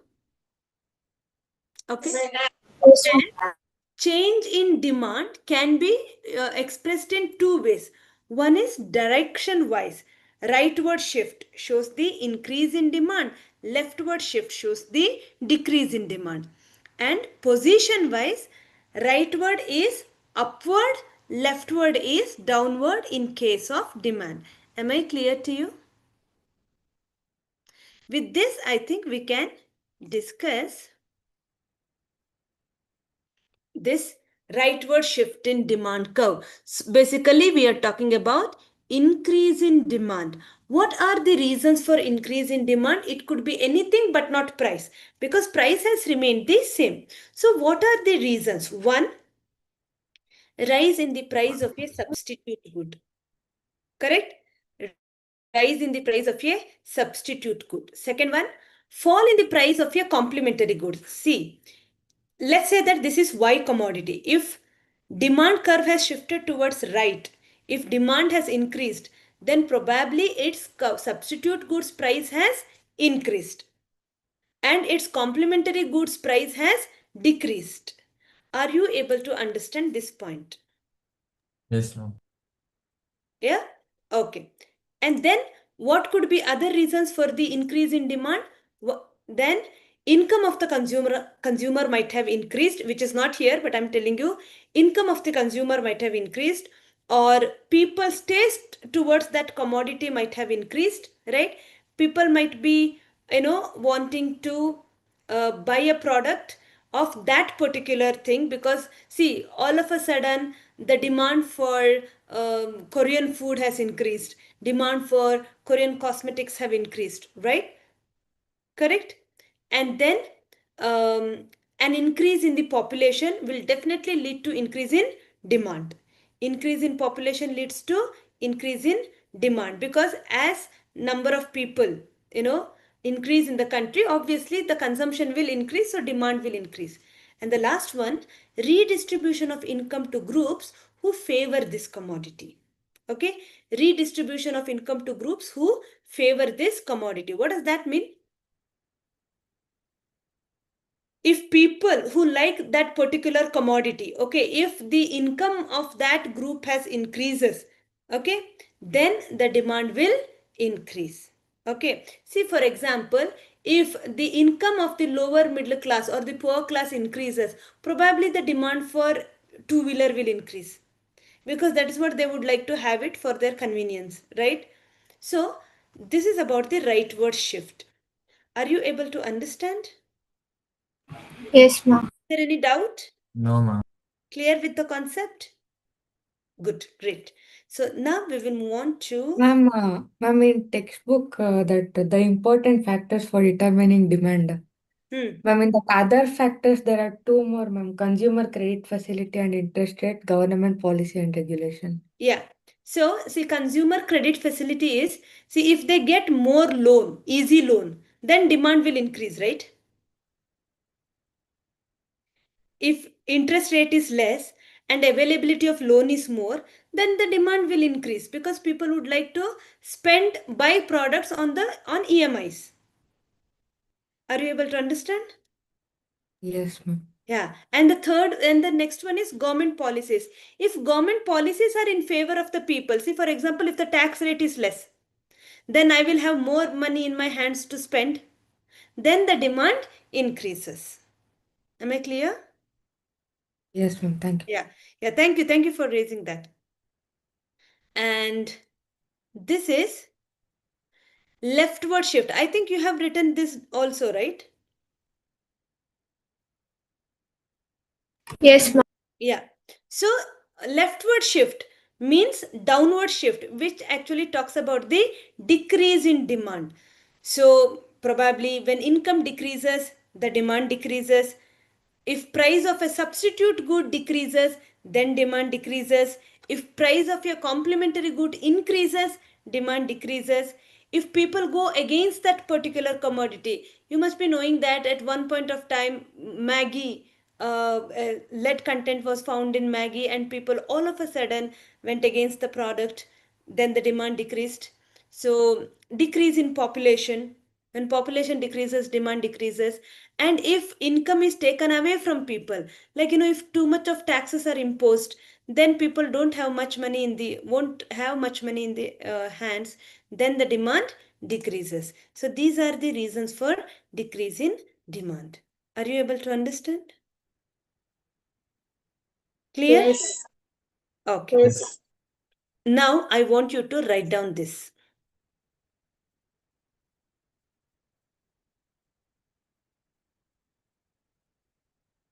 Ma'am, we have wrote it down. Have you taken this down? No? No, ma'am. The previous No, one. ma'am. Elasticity of demand. This I want you to write it down. The entire slide, because it's very, very important. Is my voice breaking? For some students, I think it is breaking. One for one student. Are you able to hear me? Yes, Yes, ma'am, it ma'am. is audible. Yes, ma'am. Yes, ma'am. Please write it.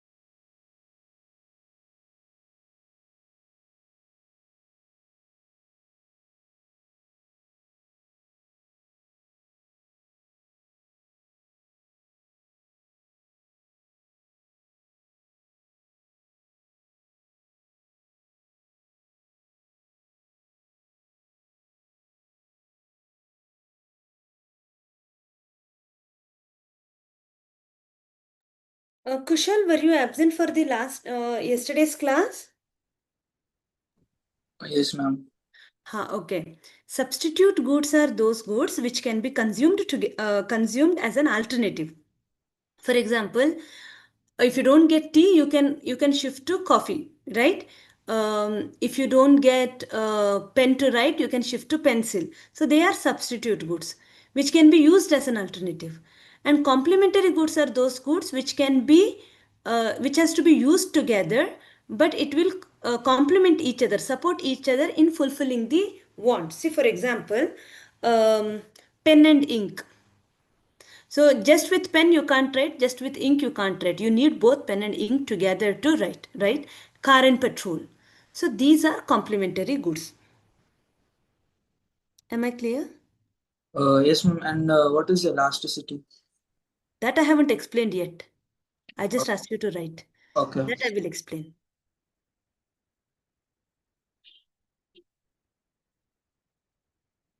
I'm done writing. Okay.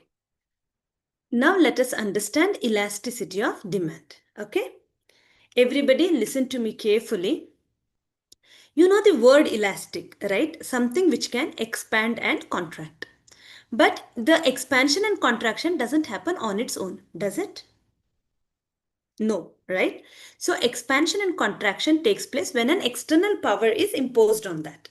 Am I right? So in the same way, think demand has the elasticity. Okay, demand can get expanded or demand can get contracted. When does that happen? Whenever there is change in its determinants. What are those determinants? It could be price, it could be income, it could be prices of related goods, it could be advertisement. So whenever any one of these determinants change, the demand will change. Measuring that change is called elasticity of demand. Got it? So I repeat. So I will take an example of, so there are different types of elasticity of demand, like price elasticity of demand, income elasticity of demand, cross elasticity of demand, advertisement elasticity of demand. Okay. So I will start with price elasticity of demand. Price elasticity of demand refers to change in demand due to change in price. Okay, we all know that when price increases, demand decreases. When price decreases, demand increases. That we have studied in law of demand. We already know about the direction. But why do we need elasticity? We know that when price increases, demand decreases. But if demand increases too much or if demand decreases too much, how do we interpret it? So the direction is understood by law of demand, but how much change in demand is influenced by the change in price. That measuring that responsiveness of demand to a change in price is called elasticity of demand. Are you able to understand? Yes. Yeah. So we know that whenever price changes, demand changes. But to what extent the demand changes to a change in price? Okay. So measuring the responsiveness of demand to a change in price is called price elasticity of demand. Am I clear to you? Any doubt? Yes, ma'am. Okay. Now, you have already taken the formula, right? I want to give you a problem. Okay. 1 second. Can you see the blank sheet? Yes, ma'am. Yes, ma'am. Good, good, good. I will teach you one problem. The another 2, 3 you have to do on your own. Okay. So you have already taken down the formula to calculate price elasticity of demand. This is called formula method because other methods you're going to learn. Delta Q divided by delta P into P by Q. Right? Now I'll give you one problem. When price is 10, quantity demanded is 10. When price increases to 20, quantity demanded decreases to, let's say, 6. Okay. Now calculate the price elasticity of demand. How to do that? Always remember this P is original price, this Q is original quantity. Which one is original? Always the first one is original. Okay. So P is 10, Q is also 10. Delta Q, change in quantity, 6 minus 10 is 6 minus 10 is Negative. minus 4. -4. Delta P, 20 minus 10 -10. is again Negative 10, right? So now substitute these values to the formula. Delta Q minus 4 divided by 10 into 10 by 10. So what is the answer? Minus 0.4. -0.4. Ma'am, I got plus 0.4. How? Ma'am, because 20 minus 10 minus, okay. I If did you a get two double minus, yes, then you can, strike it out. But there's only one minus, right? So 0. Yes, ma'am. Minus 0.4. Okay. So please do understand that in a price elasticity of demand, though we get a value as minus 0.4, mathematically this is correct. So in the exam, if they ask you to calculate the price elasticity of demand, then minus has to be considered. But when we analyze it, we ignore the sign and we take up only the absolute values. We take up only the absolute values. Okay, now 0.4 is the answer, right? Okay, okay. I'll give you few more problems. Please solve it and write the answer in the chat box. 1 second.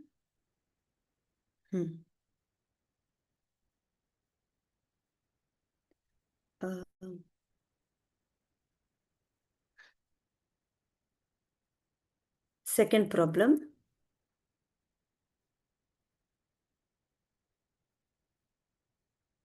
Third one. Fourth one.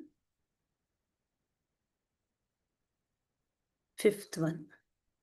First one you already did, right? 0.4. Okay.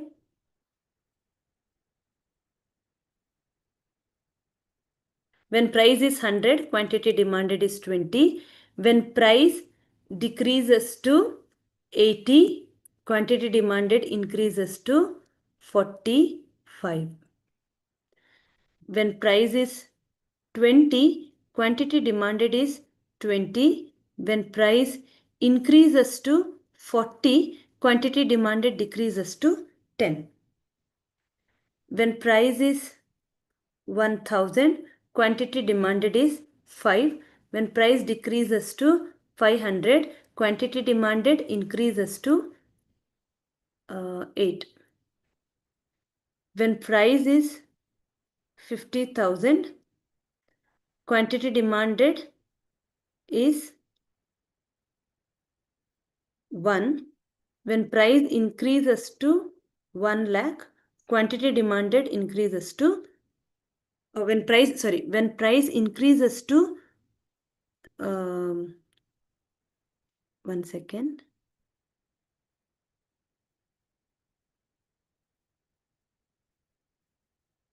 When price decreases to 20,000, quantity demanded increases to 2. Please solve the find out the price elasticity of demand for all the 4 problems cases and write the answers in the chat box.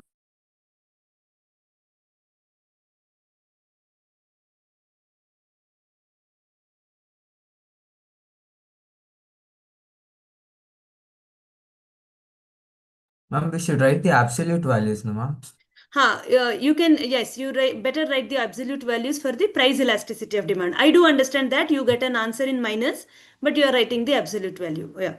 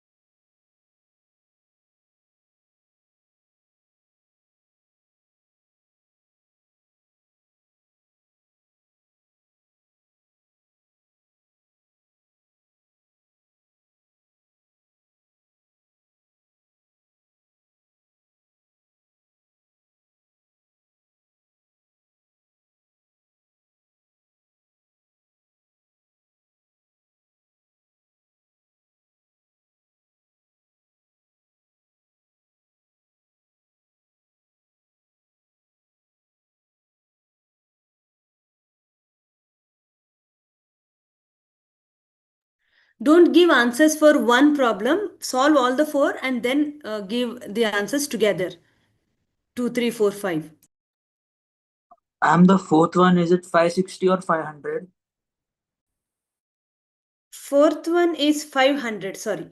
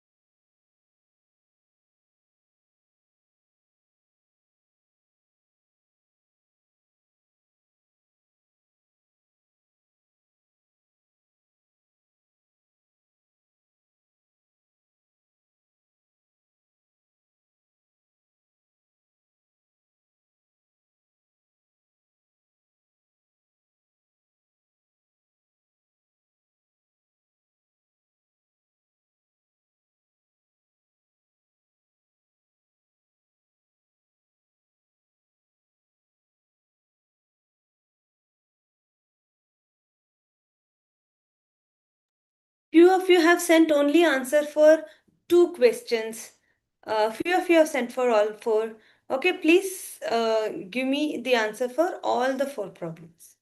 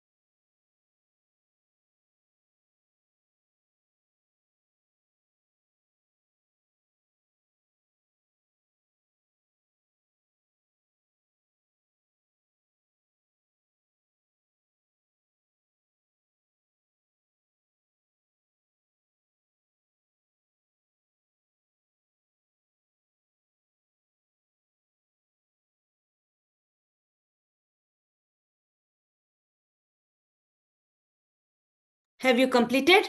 Good. 45 students have answered. 40, yeah, 44, 45. Good. What is the answer for the first one? 6.25. Yes, 6.25. 6.25. And what is the answer for, the third one? 20, 20, 40, 10. That 0.5. 0.5. 0.5. Fourth one, 0.5. 1.2. 1.2. Fifth one, 1.67. 1.666. yes.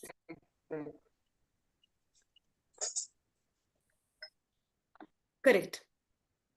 So, understand one thing. For few answers, for few questions, the answer is more than one. For few questions, the answer is less than one. What does that mean? Okay, so now we are going to understand, interpret these answers. To do that, we need to know different types of price elasticity of demand. Okay, so there are 5 types of price elasticity of demand.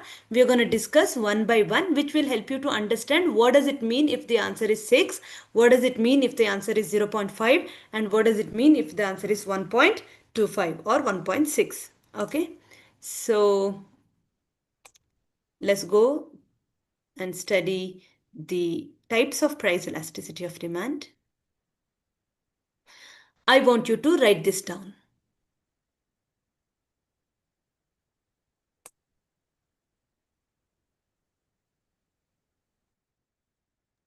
Diagram.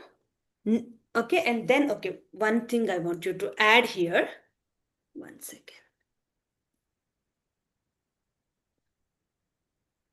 PED. PED's price elasticity of demand is equal to infinite. Draw the diagram neatly. See how the demand curve is horizontal straight line. Okay, here it is there. E is equal to infinite. Sorry, I missed out.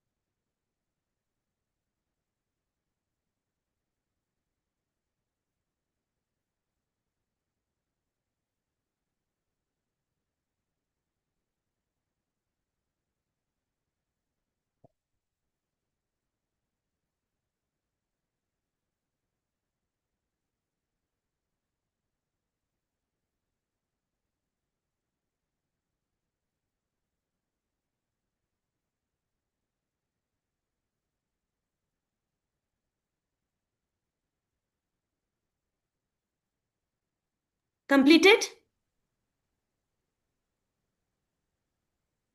Yes. On x-axis, we measure the quantity, and on y-axis, we measure price. See, look here. The demand line is straight, and that is a price line also. Okay, this is what the price is. Okay, this will be quantity. So this basically says that no change in price leads to infinite change in quantity demanded. Though there is no change in price, demand may change to any extent. But see, there is no real-time example that I can give for this type of an elasticity, because this is a kind of an elasticity or a demand line. You could see it in a perfectly competitive market, which we are going to study in the fourth chapter. So here, right now, we don't have an example for it. It is an illusionary situation because price keeps changing. There are no commodities where we feel that, price is constant. Okay, so only this type is imaginary. There is no real life example for that. So basically, if you are delta P is 0. Delta Q divided by delta P into P by Q in this formula. If your delta P is 0, then you would get infinite as an answer. Am I clear to you? Yes. Okay. Now we will move on to the second one. Perfectly inelastic demand. Perfectly inelastic demand. A change in price leads to no change in quantity demanded. For a better understanding, I will just add, I'll just make this little better. P1, P2, P3, quantity will remain the same. Prices will change, but quantity will remain the same. Please draw it.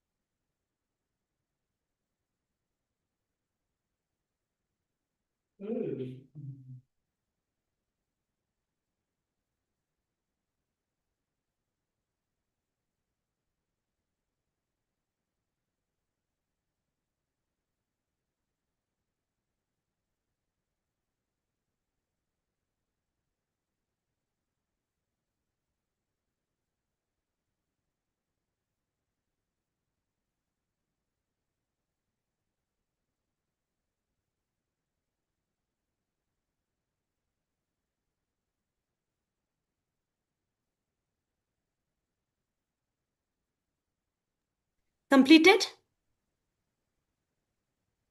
Okay, I'll give you Yes, another. ma'am. Have you all Yes. completed? So please understand Yes. that in this case, you see, the price is changing so much, so many times.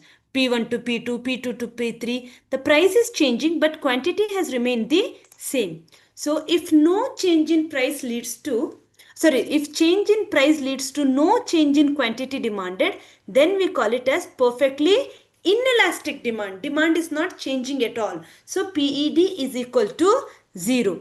Can you think of an example?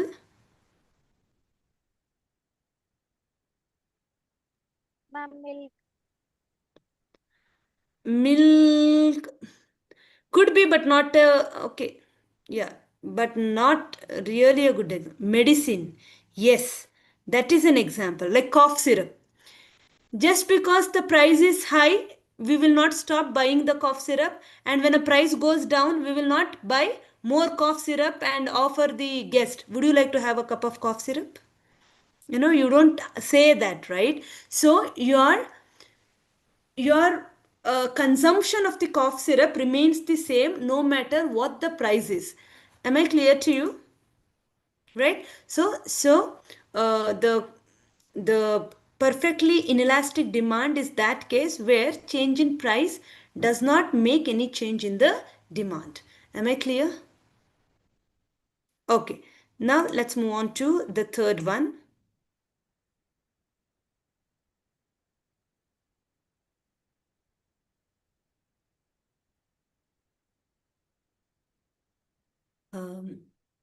Here PED is equal to 1. Please take down and draw the diagram too.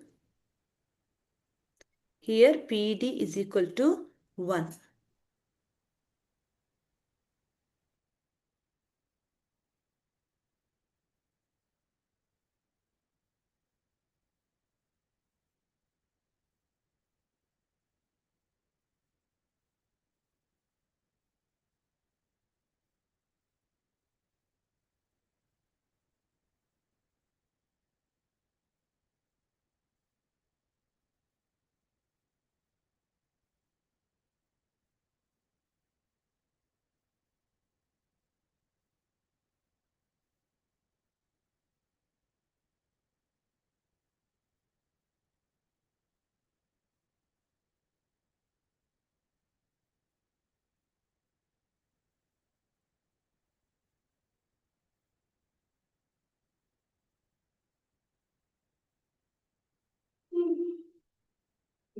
Manvit, yes, negative sign is not considered in price elasticity of demand.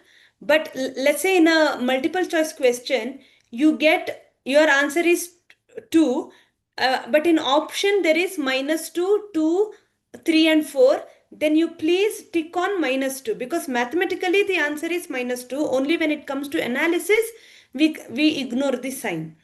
And that too only in the price elasticity of demand. In other types of elasticity of demand, we do consider the sign. Sign speaks a lot.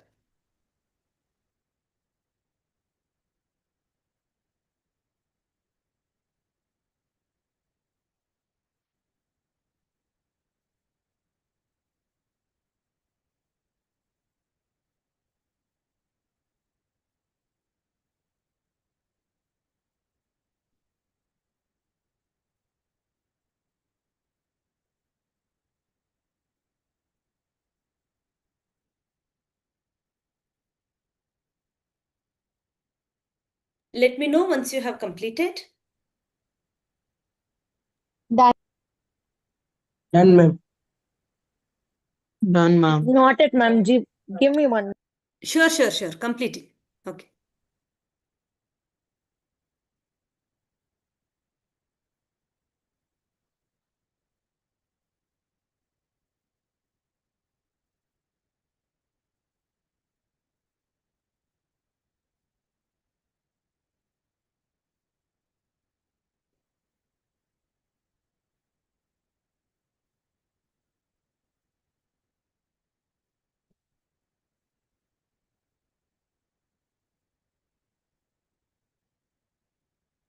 Done, ma'am.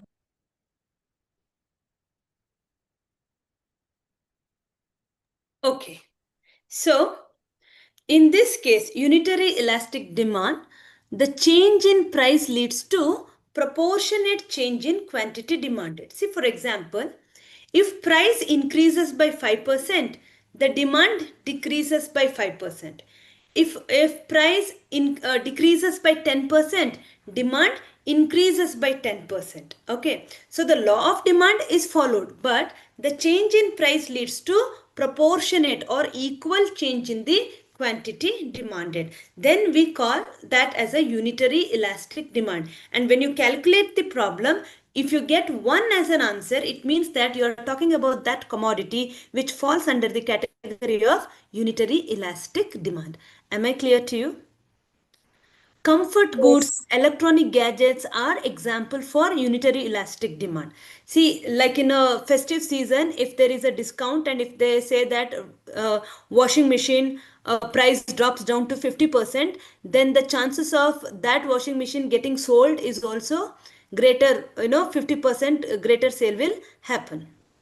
Okay, so this is called unitary elastic demand. Am I clear to you? Is there any doubt? Are you able to understand? Okay. Now let's move on to the next type.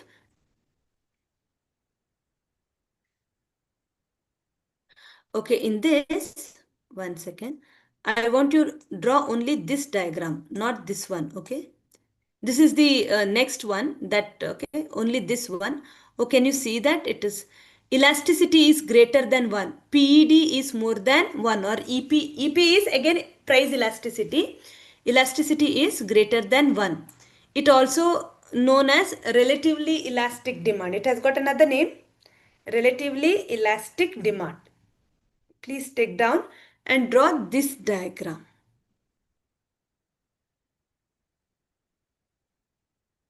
Okay, don't write new minimum wage, old minimum wage and all. Just write P1, P2.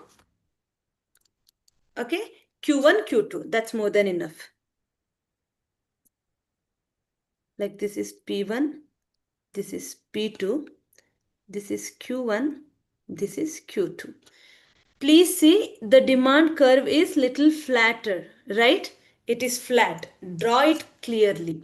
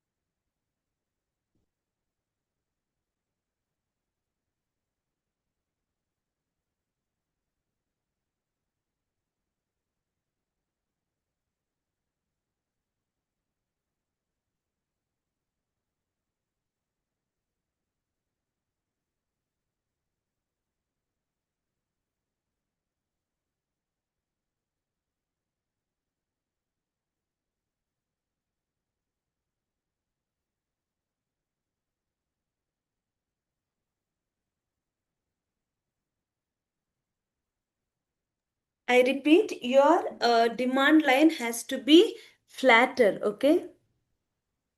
It has to be like this, flat. Then you can show a small change in price leading to huge change in quantity demanded.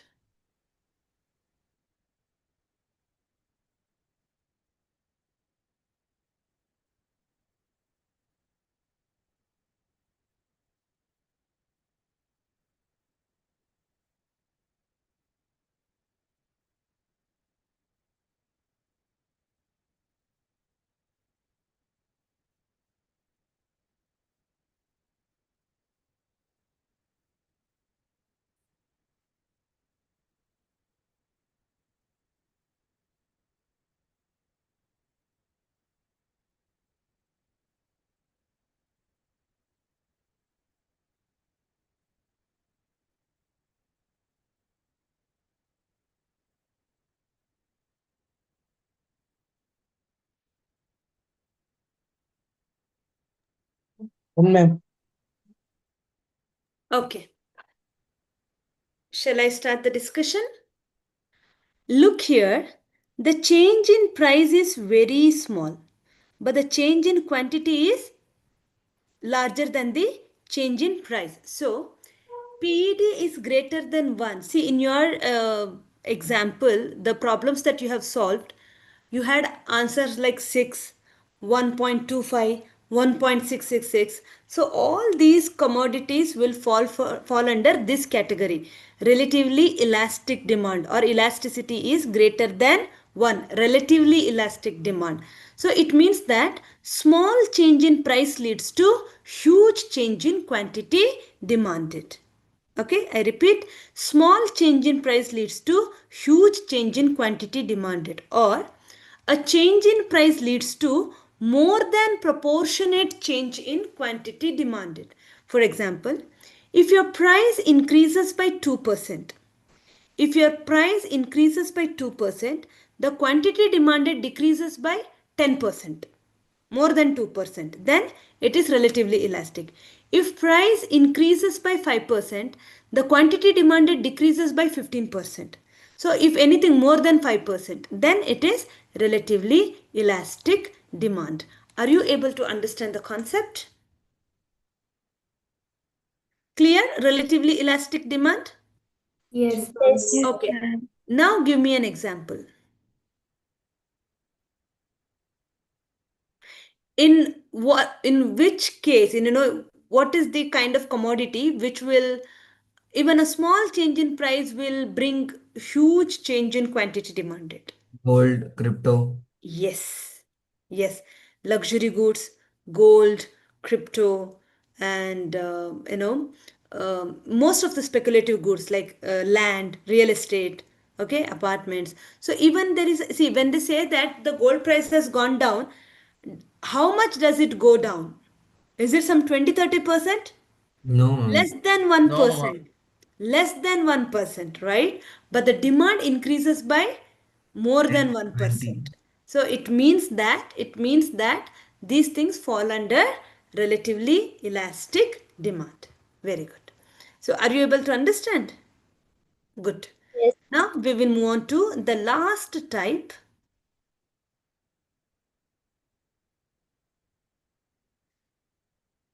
Relatively inelastic demand. Okay, it has another name, relatively inelastic demand, where PED is less than 1.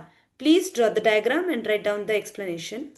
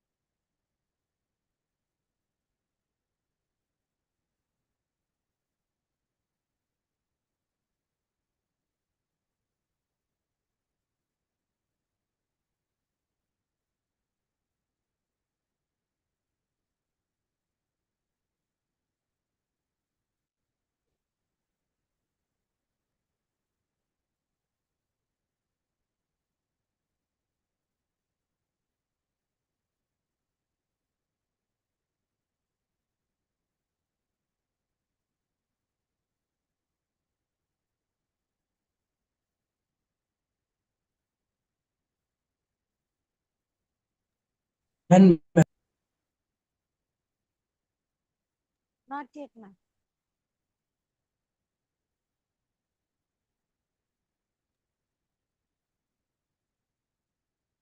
Completed? Yes, ma'am. Just a minute. Okay, sure, sure. Take your time, draw it neatly, understand the concept. Done, ma'am. Yes?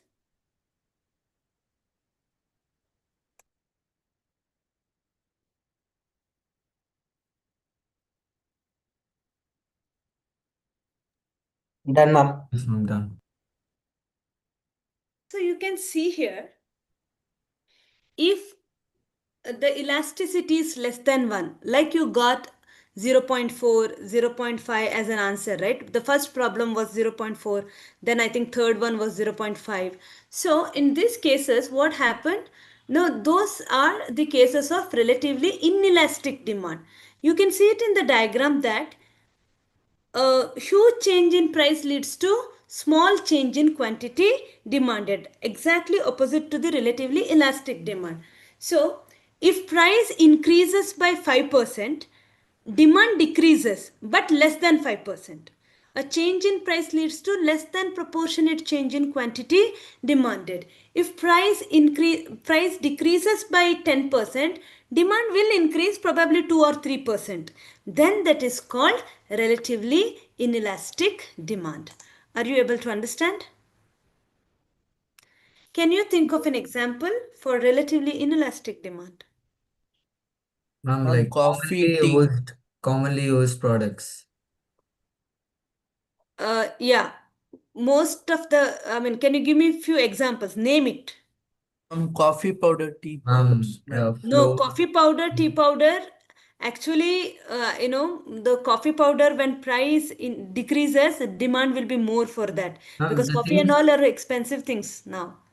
Yeah, especially, vegetables. Yes, Sahana, correct. Then, especially the things which we buy generally in high quantity, like wheat flour and huh. things like those. Yeah. So even if the price decreases by 10%, okay, or 20%, or maybe 50%, instead of 2 kgs, you may buy 4 kgs, instead of 5 kgs, you may buy 10 kgs. But will you buy 50 kgs?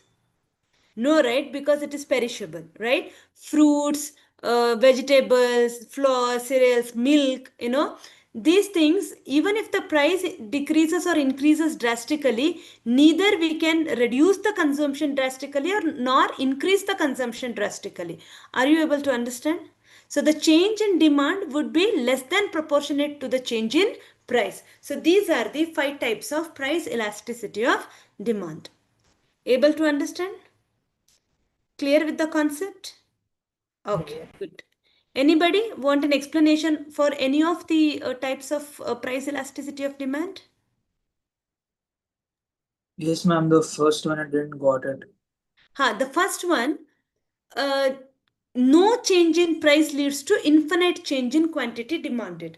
Okay, I tell you, this you will understand when I teach you the fourth module, because that kind of demand curve you can see it only in a perfectly competitive market, which we have not studied and which we are not even living. Now we are living in an imperfect competition. Okay, so that is an imaginary situation. The first one is imaginary situation. Then why are we studying that? Because mathematically it is possible, and few hundred years ago economists believed that for a firm individual for an individual firm, demand curve is horizontal straight line. So when that concept comes in the fourth module, you will be able to understand this first type of price elasticity of demand better. Got it? Yes, ma'am. Yeah.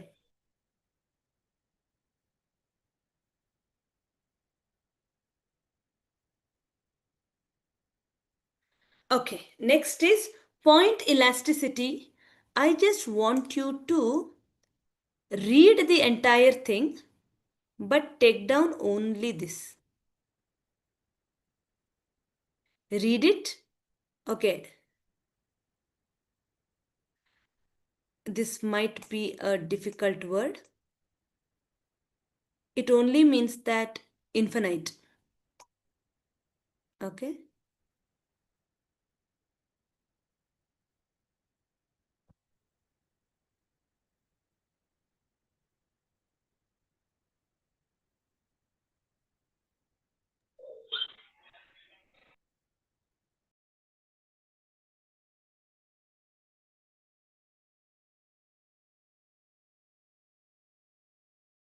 Ma'am, which point should we make a note?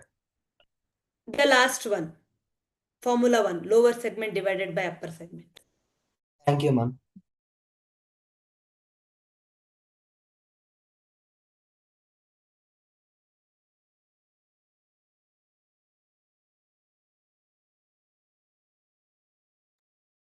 Ma'am, should we write it down or just should we read? Read first 2 points, write the last one.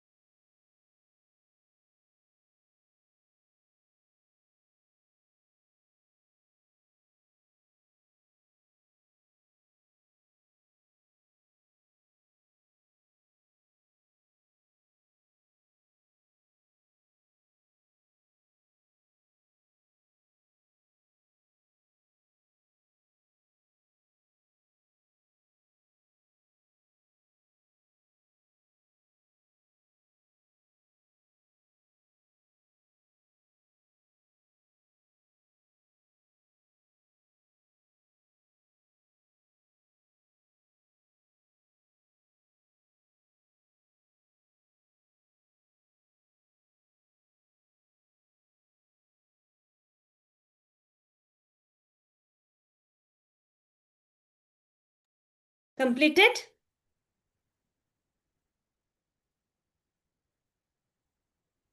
Okay, I'll give you another 30 seconds. Complete it.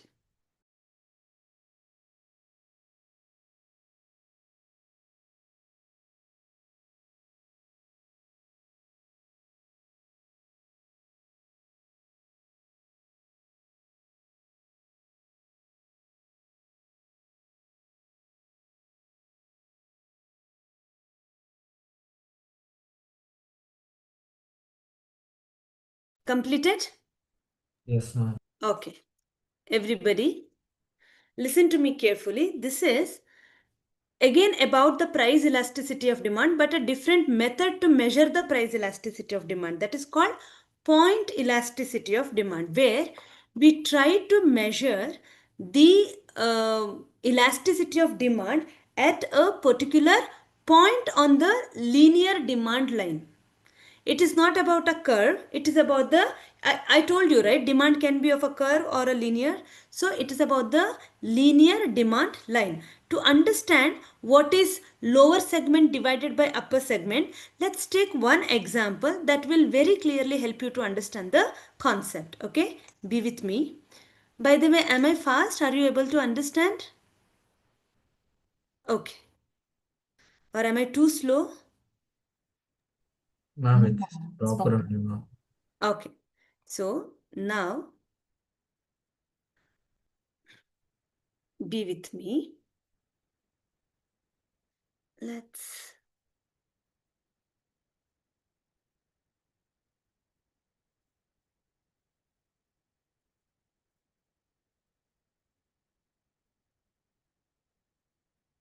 okay.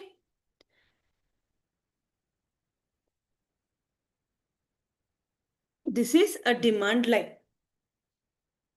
Now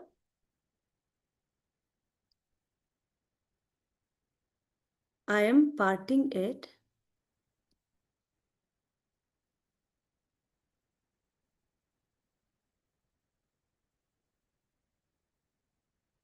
There are 5 points.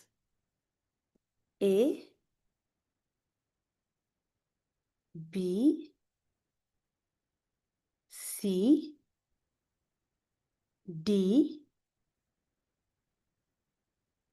E. Okay. This is first part. 1,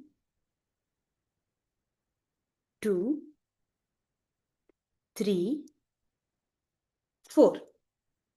Okay. Now let's calculate the elasticity of demand at different points. What are the points? A, B, C, D and E. Okay, and this is applicable to the linear demand line. Are you able to understand? Okay, now at point A,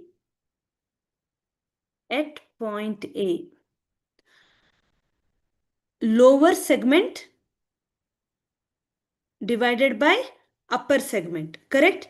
At point A, lower segment divided by upper segment.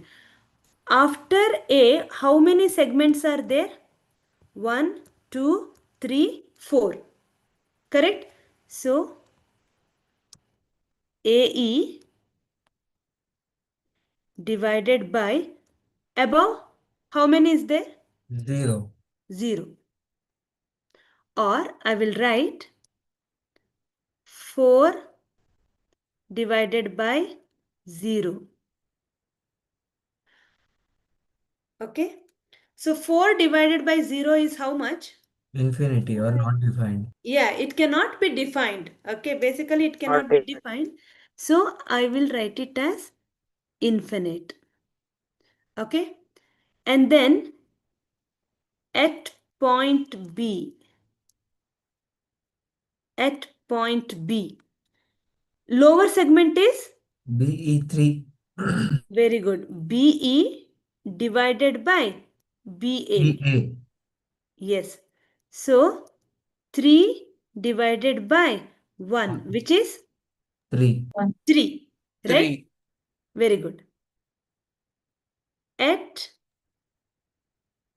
point C, CE, B divided by CE divided by CA. CA. CE divided by CA. So 1, 2, 2 divided by 2 is equal to 1. 1. Okay. At point D, DE divided by DA. DA. So 1 by 4. 3. 3. Right? 1 by 3 is how much? 0.33334. Yeah, that keep recurring. So 0.33. At point E, 0 by 0 by EA, EA. which is 0 by 4 is 0. 0. Are you able to understand Yes, how ma'am. we Yes, ma'am. calculate anything at a point on the demand line by dividing the lower segment with upper segment? Okay, now I will share the, now you will be able to understand this diagram.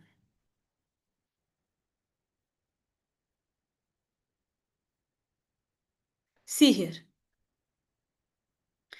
At midpoint, elasticity of demand is equal to 1. When the line touches the y-axis, it is infinite. When the demand line touches the x-axis, it is 0. Between 1 and infinite, it is relatively more elastic. So we got 3 as an answer. Between 1 and 0, it is relatively less elastic. So we got 0.33 as an answer, less than 1. This is more than 1. This is more than 1. This is less than 1. Remember, I can again go back to the problem that we have solved. Can you see here? When a line has touched the y-axis at point A, the PED is infinite. In between, at point C, PED is 1. When line touches x-axis, PED is 0. 0. In between 1 and infinite, it is relatively elastic, more than 1. So we have 3. Between C and E, it is relatively inelastic, less than 1. So it is 0.33. Am I clear to you? Yes, ma'am. Okay, great.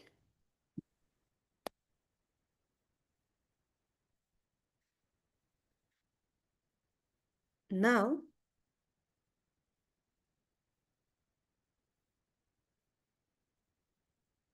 we will move on to arc elasticity. This is the third type, third way to measure the elasticity of demand. Point elasticity is for the linear line, right? Arc elasticity is for the curve. When you want to measure the elasticity of demand between the two points in a curve, then how are we going to measure it? Basically, we take an average, okay? Read the first point, write the second point.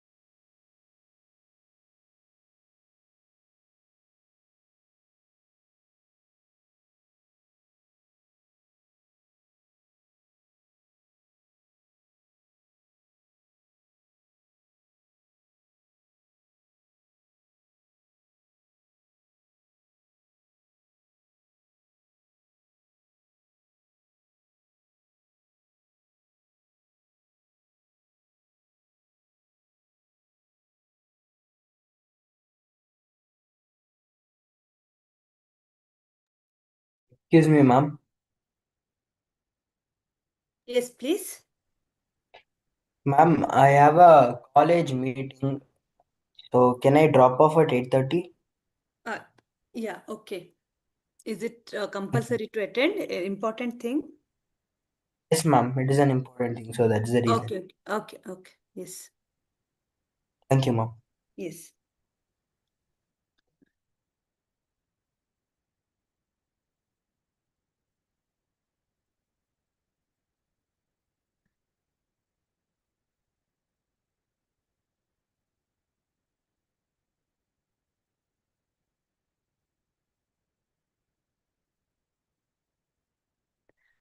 Have you taken down the formula? Okay. Now, before I move on to the arc elasticity of demand, I want you to use the formula method that we used earlier, right? Delta Q divided by delta P into P by Q. I want you to do two problems using the same formula. Price and quantity demanded. Price and quantity demanded. When price is 25, quantity demanded is 70. When price increases to 50, quantity demanded decreases to 60. When price is 50, second one. When price is 50, quantity demanded is 60. When price decreases to 25, quantity demanded increases to 70.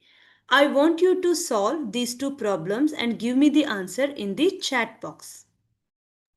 Ma'am, And when from you are the writing the answer, write both the answers. Solve both the problems and write both the answers. ma'am, what formula to use? Like this one or back one? Delta Q divided by delta P. This one. Okay. Use this formula.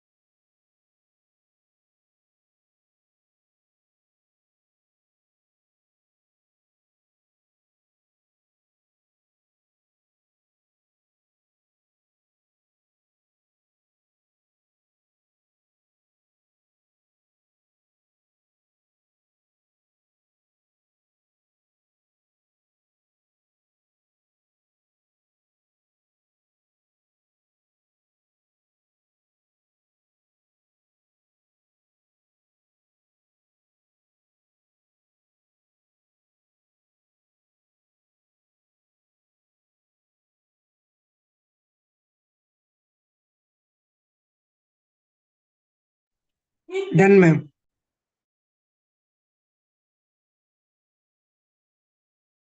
Okay. Now you tell me, for the first one, what was the answer you got? 0.14. 0.14. 0.14. Good. 0.1. For the second one? 0.33. 0.33. Right? 0.3. So, the same numbers. Only thing is that reference point changed. First I started with 25 rupees. Then I started with 50 rupees. When the reference point changed, you got the two different answers. Correct? Yes, ma'am. So, if you are trying to, one second, I'll just, okay. If you are trying to measure the elasticity between the 2 points, okay, let's say there is a curve, okay. So if you want to measure the elasticity in that arc, in that curve, then we use the arc elasticity of demand, okay, between the 2 points. So now same problem, okay. Take any first one or second one, take any, few of you take first one and few of you take second one, and now calculate the elasticity of demand using the arc elasticity formula. So first number would be P1, second number would be P2, first number would be Q1 and second number would be Q2, whatever example you take. Okay. Now solve the problem. Ma'am, can you display the question? You want to show the problem? Question number, that question. Question you have already taken down. You have already calculated the thing, right? First and second one.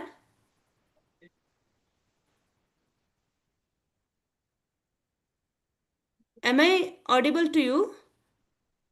Yes, ma'am, but I have directly solved the taken values. So even if you have directly solved it, now you tell me what is the P1 and P2, because even if after that you can figure it out, right? Okay, ma'am, I'll try. Yeah, it's also a good exercise.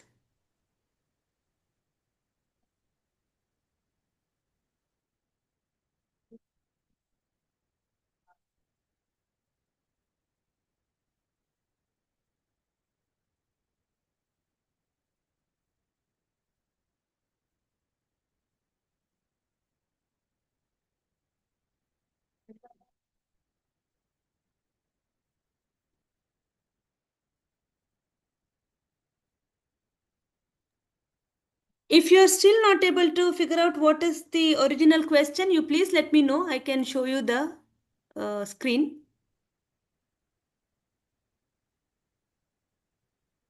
Do you want me to? Yes, ma'am, yes, ma'am. Okay.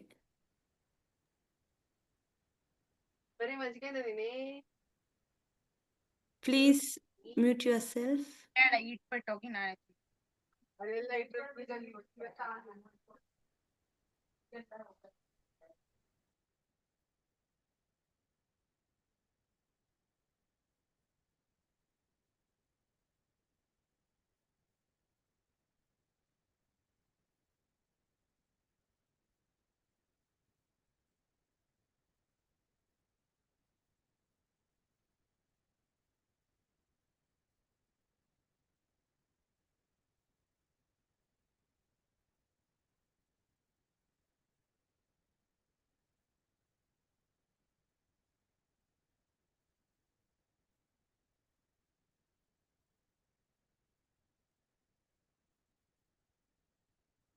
Shreya, Shreya Bhatt, are you able to understand? Yes, sir. Yes, ma'am. Shravan, Tabib Iqbal, are you able to solve the problem? Yes, ma'am. Good.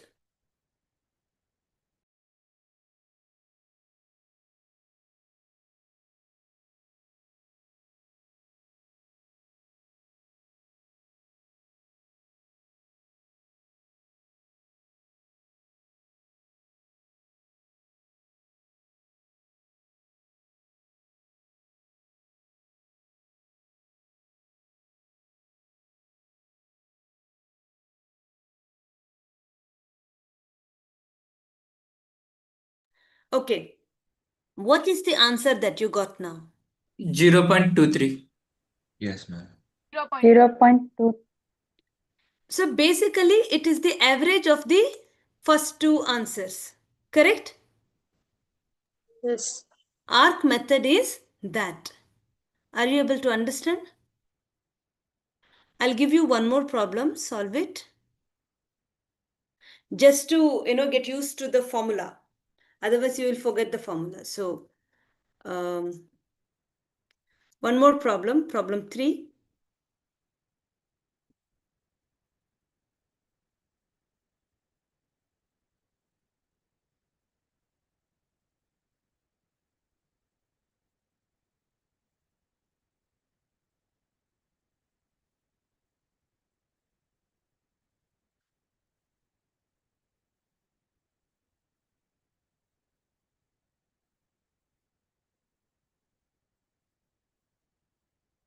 Solve the problem using ARC method. So even in the exam, if they want you to calculate the price elasticity of demand with the help of an ARC method, they will specifically mention that in the question paper. Otherwise, we always go for the formula method, this one. If nothing is specified, then we will go for this. If it is arc method, they do specify it in the question paper. Am I clear? Yes, ma'am.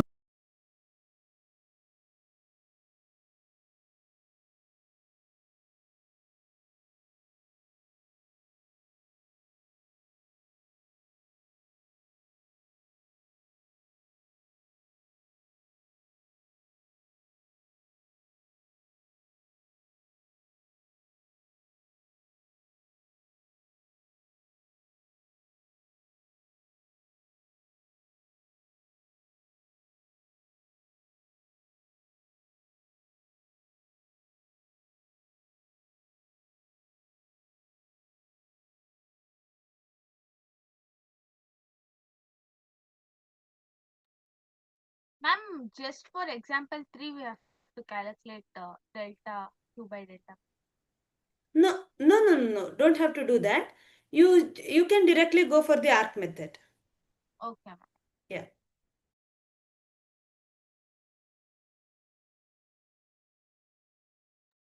Can you show that formula also? Okay.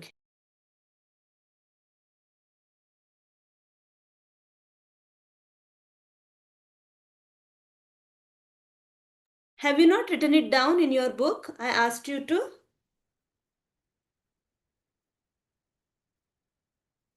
Now you write down the formula.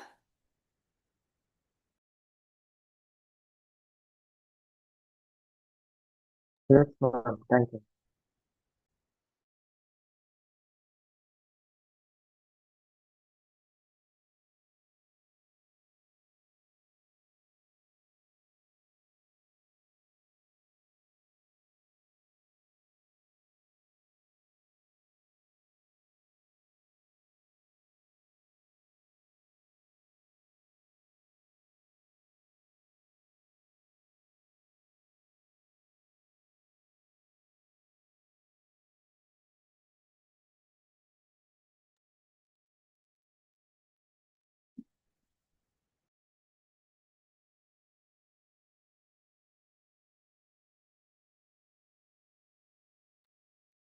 Done, ma'am.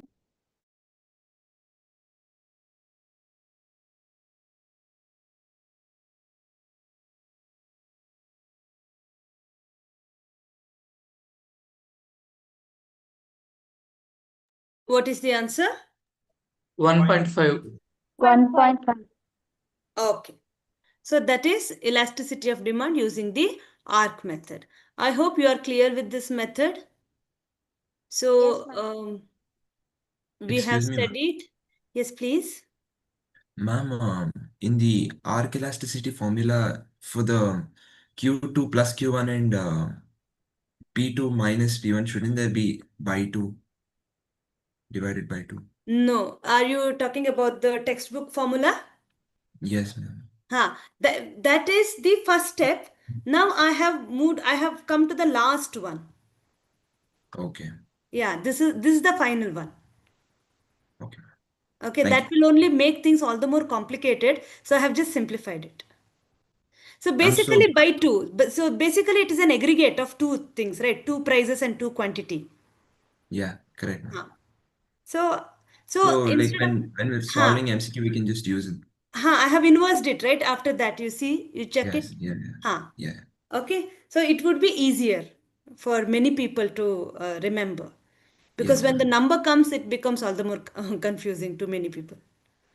Yes, ma'am. Yeah. Okay, thank you. Okay. Yes. Ma'am, the other formula, that one also, P divided by delta P into Q, delta Q divided by Q, is there, right?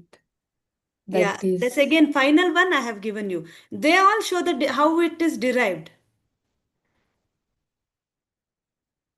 Because it's an MCQ paper, right? You don't get the derivation. yes, ma'am. So I have come to the final formula so that you can directly apply it and get the answers. Questions will not be on the derivation of the equations for sure. Okay? Yes, ma'am. So are you able to understand formula method, point method, and arc elasticity? Yes. Clear? Okay. Yes, ma'am. Now we will move on to the last type in the price elasticity of demand, that is total outlay method. Okay, that is total outlay method. Total outlay means expenditure. Okay, total expenditure method. Go through this slide, don't have to write it down. Go through this slide and make your observation and tell me once you make the observation. I'll give you 2 to 3 minutes. Don't, I mean, please answer when you raise the hand and then I'll ask. Okay, let everybody think about it. So once you go through the table, you should be able to make few observations. Okay, look at the observations. Then you can explain this table to me. Look at the table and make observation.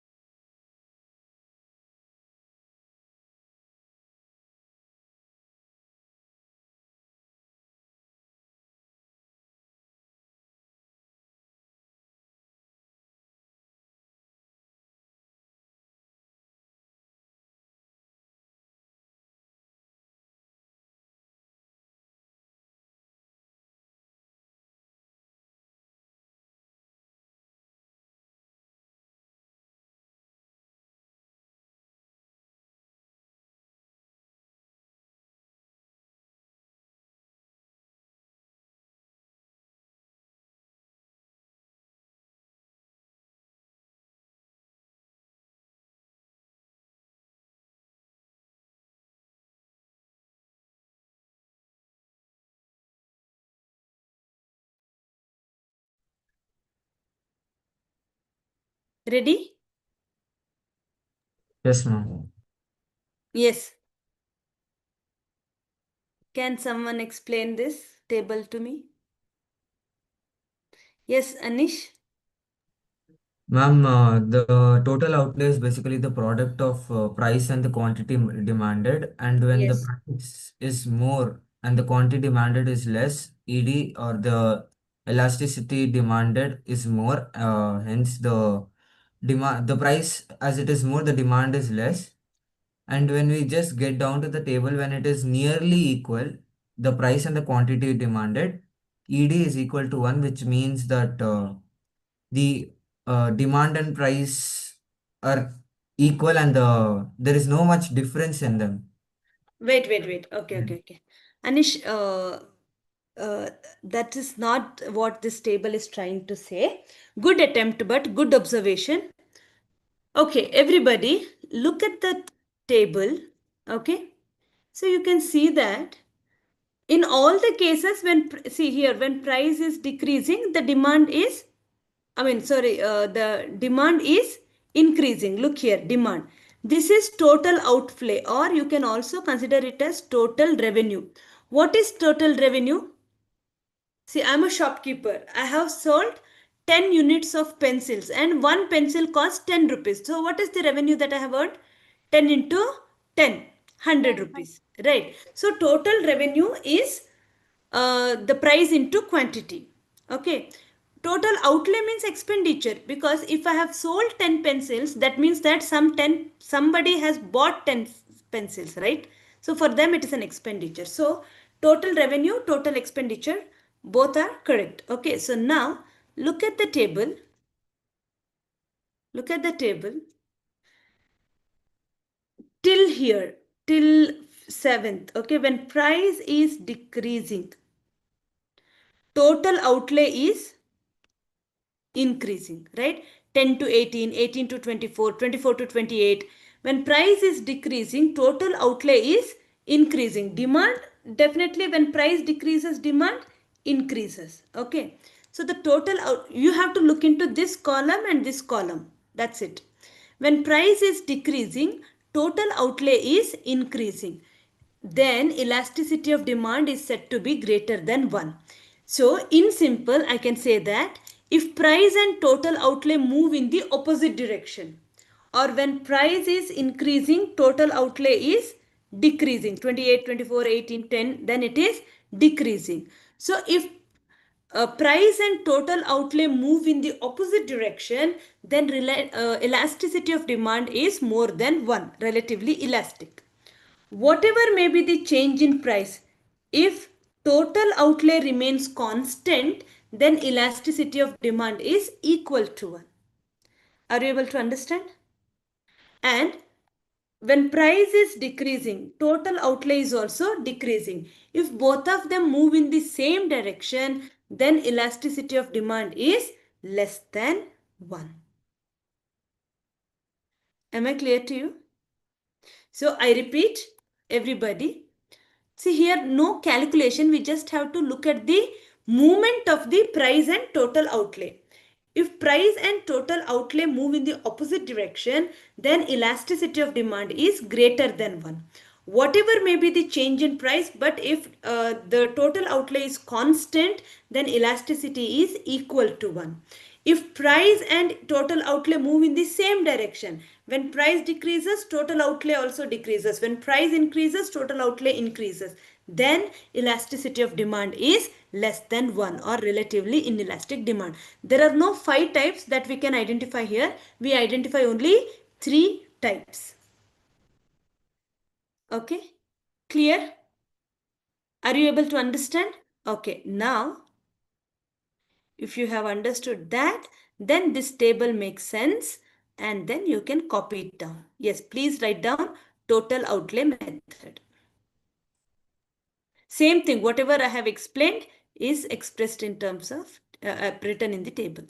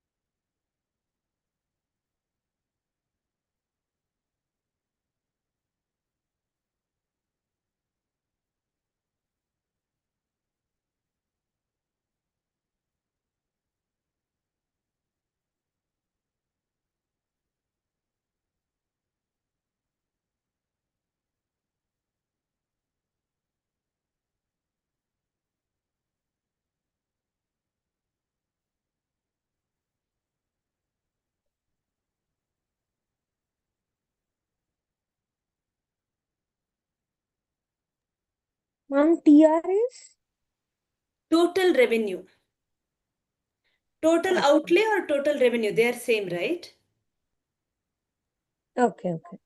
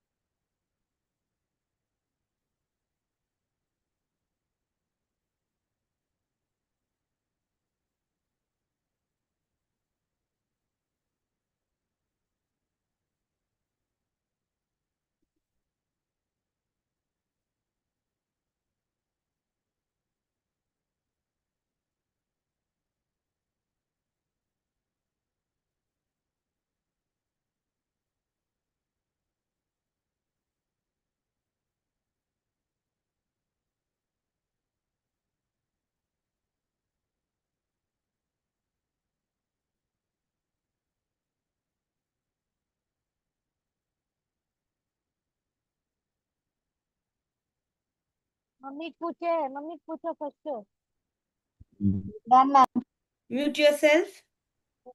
Ah,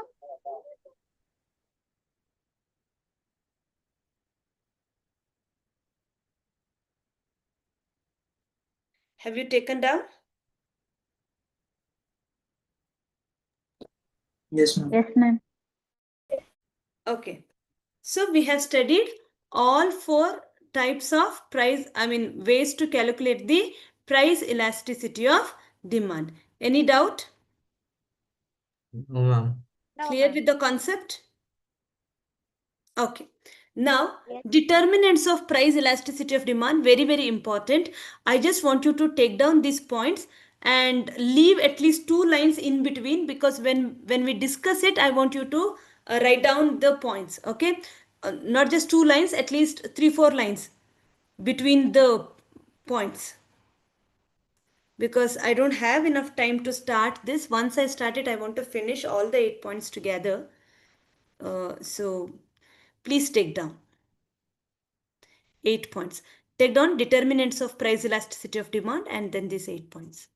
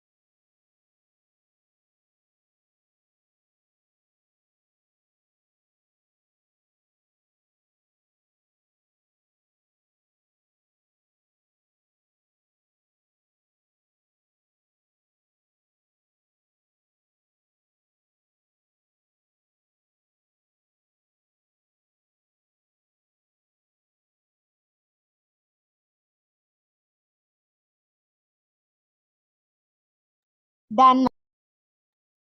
Yes, ma'am. Done, ma'am.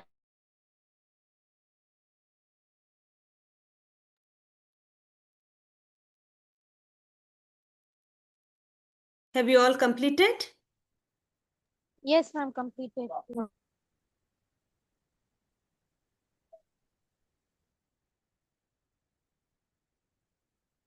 I can still see students writing.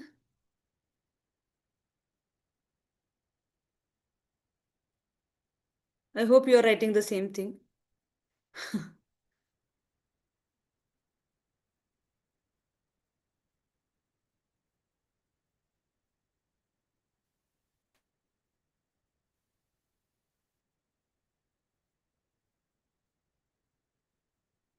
Completed writing? Everybody? Completed. Okay. Yes, ma'am. Uh, then we shall quickly do the recap of the concept that we have discussed today. We started with shift in demand, the reasons for the shift in demand, just a recap of it. And then we move to, so rightward shift shows increase in demand, leftward shift shows decrease in demand. In demand, rightward means upward, leftward means downward. And we have studied the reasons for the rightward and leftward shift. It could be anything but not price. If the change in demand takes place due to price, then it will be considered as the movement along the demand curve. Either we will have expansion of demand or contraction of demand. Am I clear? And then we moved on to the elasticity of demand and price, in that especially price elasticity of demand. Price elasticity of demand refers to the responsiveness of demand to a change in its price. So how do we measure it? Delta Q divided by delta P into P by Q, that's formula method. And then we studied 5 types of price elasticity of demand. 1. Perfectly inelastic demand, where PED is equal to infinite and the demand curve will be horizontal straight line. So no change in price leads to infinite change in quantity demanded. Second one, perfectly inelastic demand, where PED is equal to 0. So here no change in price leads to no change in quantity demanded. Demand line is vertical straight line. And the third one is unitary elastic, where a change in price leads to proportionate change in quantity demanded. PED is equal to 1. Comfort goods, electronic gadgets are example for that.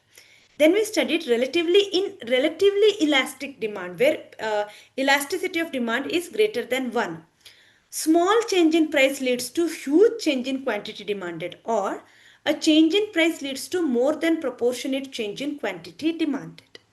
And then we have elasticity less than 1, relatively inelastic demand. The demand line is narrow, curve is narrow. A huge change in price leads to small change in quantity demanded, or a change in price leads to less than proportionate change in quantity demanded. Then we studied different ways to calculate price elasticity of demand. So point elasticity of demand. If in the demand line, if the line touches the y-axis, the elasticity is infinite. If it touches the x-axis, elasticity is 0. Exactly in the midpoint, elasticity is 1.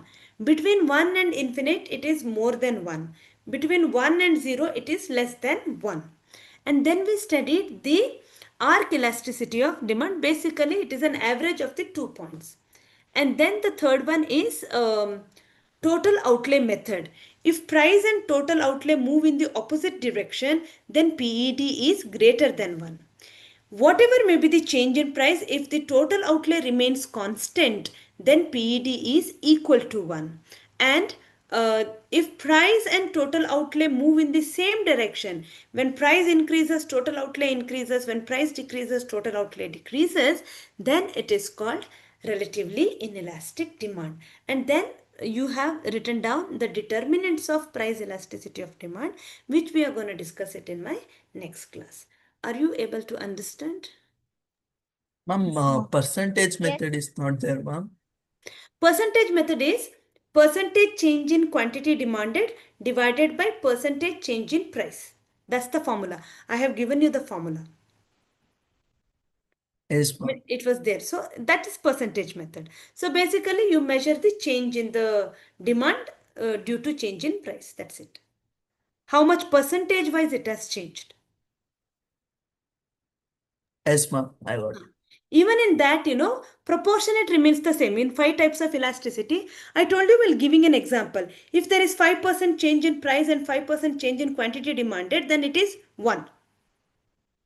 If 3% change in price leads to 10% change in demand, then it is greater than 1. Okay. If 3% change in price leads to 1% change in quantity demanded, then it is less than 1. Am I clear? Yes, ma'am. Yeah. Thank you so much for listening to me. See you in my next class. We will discuss about the determinants of price elasticity of demand. Okay. Take care. Bye. Thank you, ma'am. Thank you, ma'am. Thank you, ma'am. Bye.